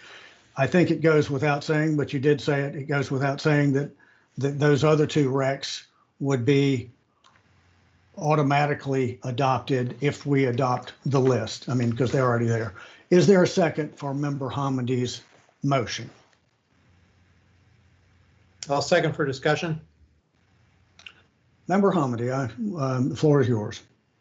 Thank you very much. And bicycle safety is extremely important to me. I am a cyclist. I do wear my helmet. And this was an amendment that I added to the bicycle safety report, as you noted, Mr. Chairman. Part of the discussion in the bicycle safety debate was whether, after 42 years of not having a bicycle safety report, if we had to wait another 42 years, whether and what would happen if NHTSA at the time, under a different administration, failed to act to convene a bicycle safety coalition of stakeholders, failed to disseminate a strategy, failed to disseminate a model all ages bicycle helmet law that could be adopted by states. And if they failed to include that in countermeasures that work, this would be a good backstop to that, to then say, okay, then the state should implement legislation. I have had discussions with the National Highway Traffic Safety Administration, and I've had discussions with the bicycle safety advocacy groups. They are doing a number of things to address our two recommendations here, including looking at model ages, bicycle helmet law, a model law, disseminating strategies to states, and working on improving the bicycle safety portions of countermeasures that work. What I don't want is to see that work be preempted by our efforts. I think it was always envisioned that, at least by me, I don't know about, I can't speak for others, that a model legislation would serve as the legislation that states could adopt. And I think that needs to be worked out. This is a 2-year most wanted list, and I think we need to allow those discussions and that great work to continue moving forward while we await what they develop and what comes of that and the countermeasures that work. Thank you. Other discussion? Yeah, as I mentioned earlier, Member Hamody, you certainly gave a compelling argument for it, and it was something that I was not wild about in our board meeting a few years ago, but after hearing your debate, I I did go along with it, and it hinged on a couple of the findings in the report. And I'll turn to this monitor right here. These are findings from our bicycle study that we did a few years ago. The leading cause of death in bicycle-related deaths is head injury. Those involved in bicycle passenger vehicle crashes sustained a higher portion of head injuries. Bicycle helmets are a proven protection that can help decrease the chances of head injury in an accident. The underutilization of bicycle helmets contributed to the increase in deaths and serious injuries. Serious injuries amount bicycles involved in a crash. The most effective way to increase helmet use and reduce injuries is to mandate helmet use. And an inclusive plan that includes helmet legislation and complementary non-legislative interventions are most likely to increase helmet use among bicycles of all ages. So I was not likely to support that amendment of yours until you read those very words. So I believe strongly that if we are serious, and we are serious about improving the safety of bicyclists, as well as other vulnerable road users, as well as underserved communities, we need to keep this on there to support it. I think it would be ludicrous to strike it because it is on there for the right reasons. Any other comments before we turn to the staff? I'd love to hear from Dr. Malloy, Director Malloy.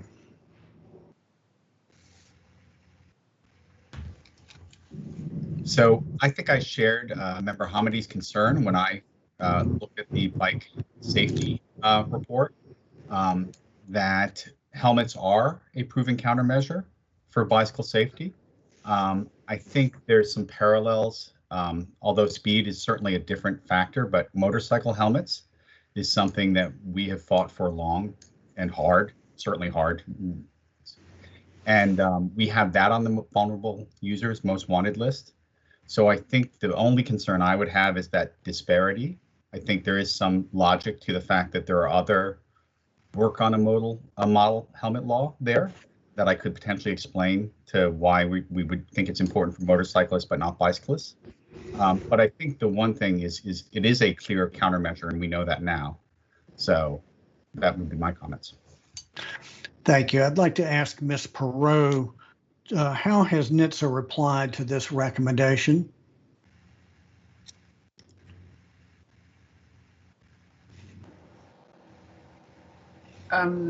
Staff is in the middle of evaluating the NHTSA's response.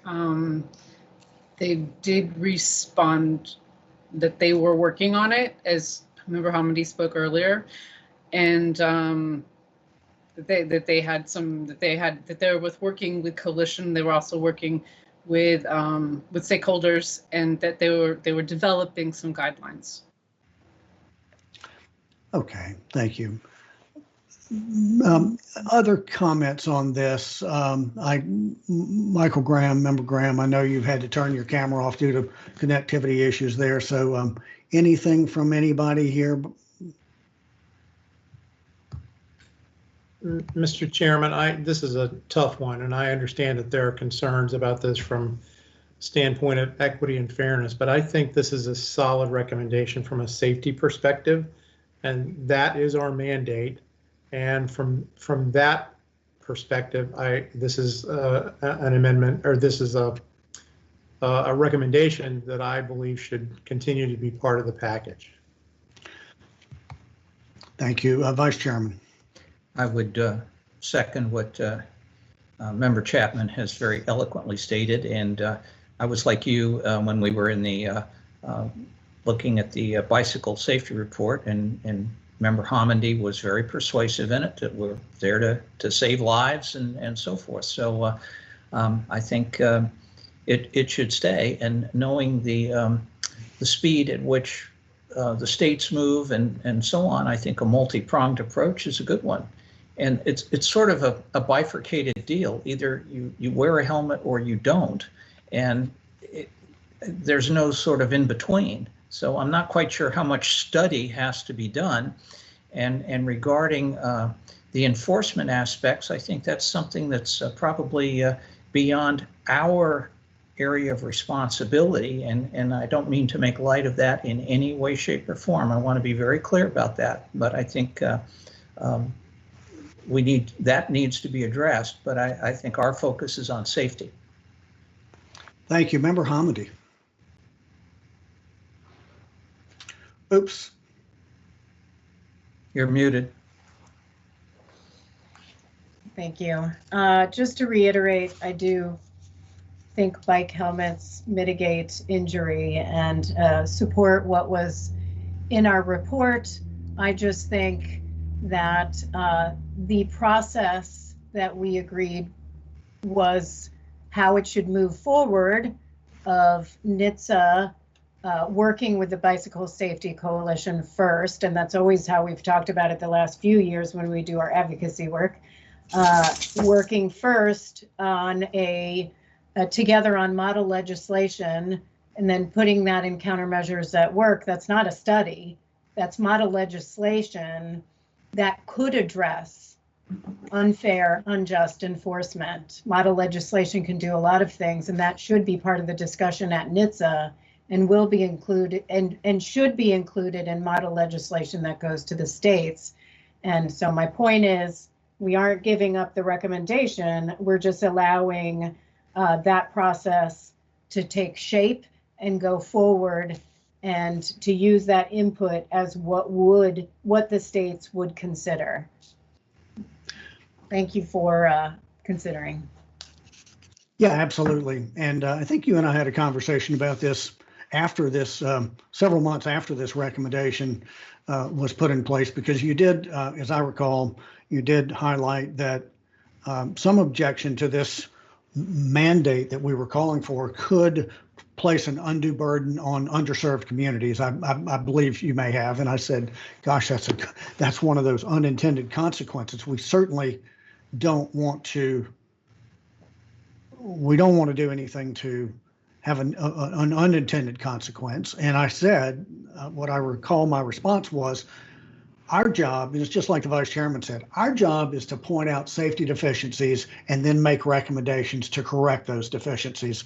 If we do that, we've done our job. It's up to the legislators in each state and the District of Columbia and the Commonwealth of Puerto Rico to decide to have these hard discussions. But I think we're on solid ground by us sticking with that recommendations, because again, the data, if we're talking about a data-driven approach, the data are there to show that head injuries are the most severe and that bicycle helmets can mitigate head injuries. So Michael Graham, I recognize you. Thank you, Mr. Chairman. Yeah, I support keeping the recommendation. I understand the consequences of some of that, but that's not our arena to figure this out. I mean, we can work with them and all, but I'm a firm believer in helmets. I didn't used to be. I never grew up wearing a helmet when I was riding a bike. After my son was younger and had a concussion without having a bike helmet on, I became a believer then, and I believe in it in motorcycle helmets too. So I think from a safety perspective, I agree with Member Chapman, Member Landsberg, and I believe yourself, Chairman, that this recommendation needs to stay. Sure, we need to work with it on how it goes, but I think I would support keeping it. And Member Hamady, please, back to you. Yeah, I would just add that I believe in the process that we laid out, which was allow the Bicycle Coalition to work with NHTSA and to develop a model. And that should be what comes first. And that's what we laid out, and that's what we've always discussed in our engagement on this issue. So happy to go for a vote. Great, thank you. Any other discussion?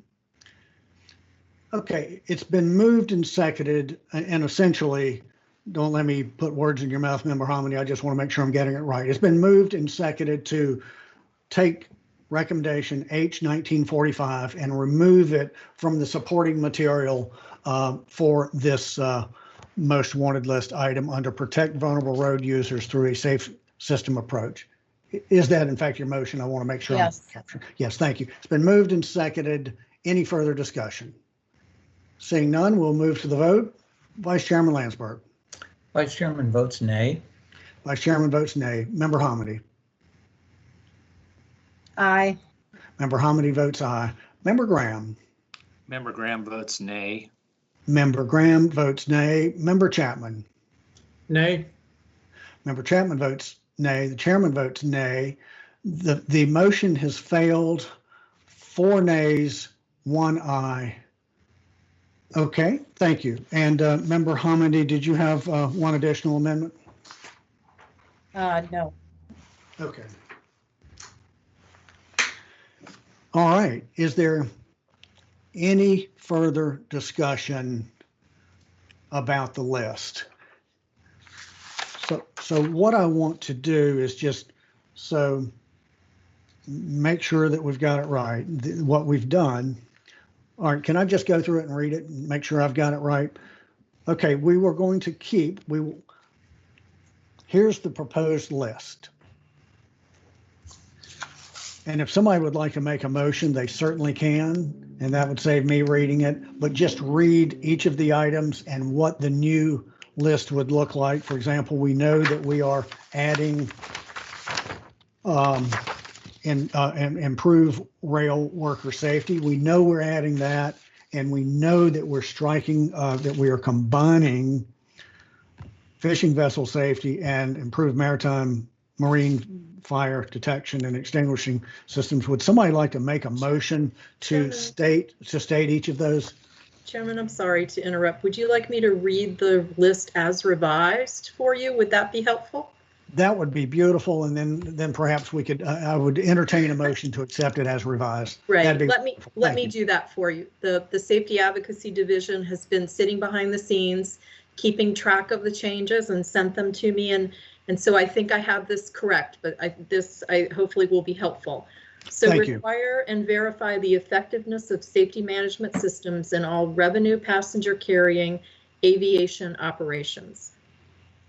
Prevent alcohol and other drug-impaired driving, require collision avoidance and connected vehicle technologies on all vehicles, eliminate distracted driving, implement a comprehensive strategy to eliminate speeding-related crashes, install crash-resistant recorders and established flight data monitoring programs, protect vulnerable road users through a safe system approach, improve pipeline leak detection and mitigation, and the 2 new will be improve rail worker safety and improve passenger and fishing vessel safety.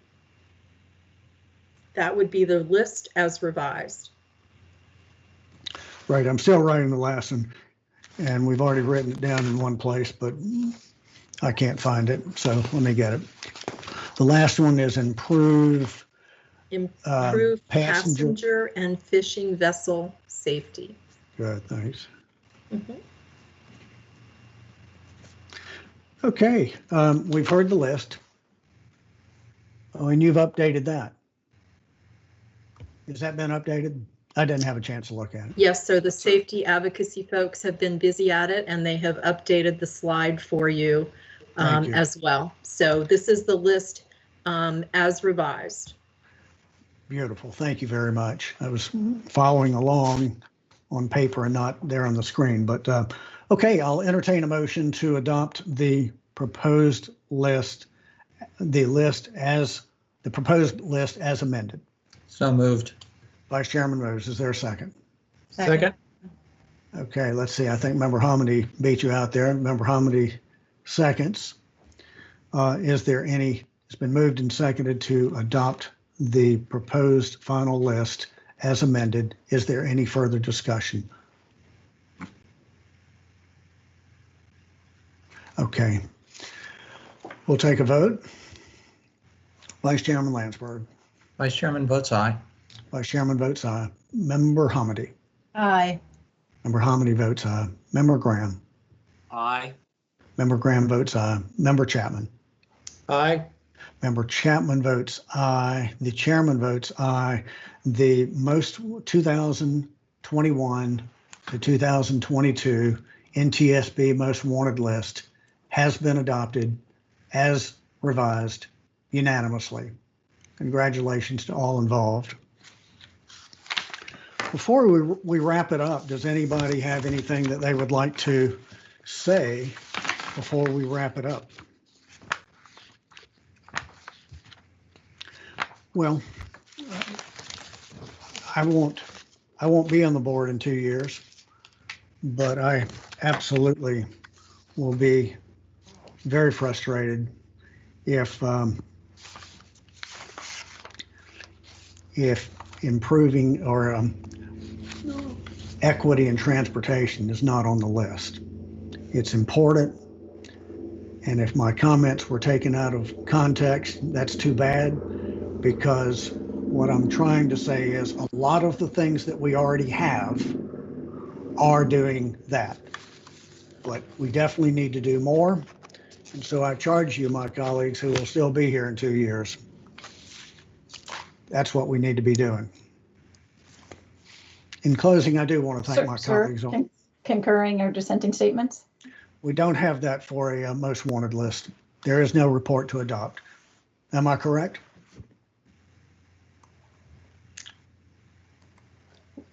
So we have called it a report, but that's no problem. Thank you. If we need it, we'll do it. What would it be contained in? We don't publish a report. We publish a list on the web. Does anybody reserve the right to file a concurring or dissenting statement? Okay, thank you. Kathy, thanks for keeping me straight. I wondered about that and I figured we didn't need it. But anyway, at least we've checked that block for making sure that we have. So thank you.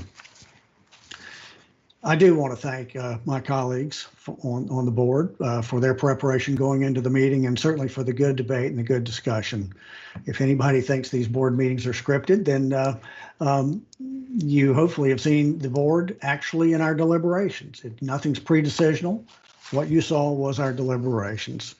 A special thanks to the modal offices and the Office of Research Engineering for their thoughtful work in preparing and presenting the list. And of course, thanks to the Office of Safety Recommendations and Communications Advocacy Division, which facilitates staff input on the most wanted list. But I always say that nothing here happens by just one person or just one group. It truly takes a team effort. A sincere thank you, not just to everybody who worked on this report, but to all of the support members who made it possible, including our Office of Chief Information Officer, which has given us the platform to do these meetings on. And to the folks who are viewing, thank you for taking time out of your busy day to join. Today's adoption of the 2021 to 2022 Most Wanted list kicks off the beginning of our 2-year advocacy campaign. It will focus the attention of this board on safety improvements, which can save lives and which will benefit most from NTSB's advocacy. The NTSB is only advocates for safety improvement if we've studied it, if we will improve safety, and if the NTSB advocacy will likely result in real progress. The items on the list, as adopted, are our best chance to make progress towards safer transportation. As I've said today, just because something is not on the list, it doesn't mean it's not important. We're taking 1,200 recommendations, categorizing them, putting them into issue areas, and what we've said today is those issues that we feel have the greatest opportunity that are ripe for improvements. After today's meeting, we will post materials related to the meeting on ntsb.gov, including the list as revised and adopted. For our advocacy partners, we will also post our advocacy toolkit at ntsb.gov. We encourage you to use our key messages and social media content in your most wanted list communications. There's an old African proverb that goes like this: if you want to go fast, go alone. If you want to go far, go together. and I'm often reminded that without you, our safety partners, we go nowhere fast at all. Thank you once again for walking alongside us in this safety journey. Your efforts are critical to our shared goals. Thank you. Thanks to my colleagues. We stand adjourned.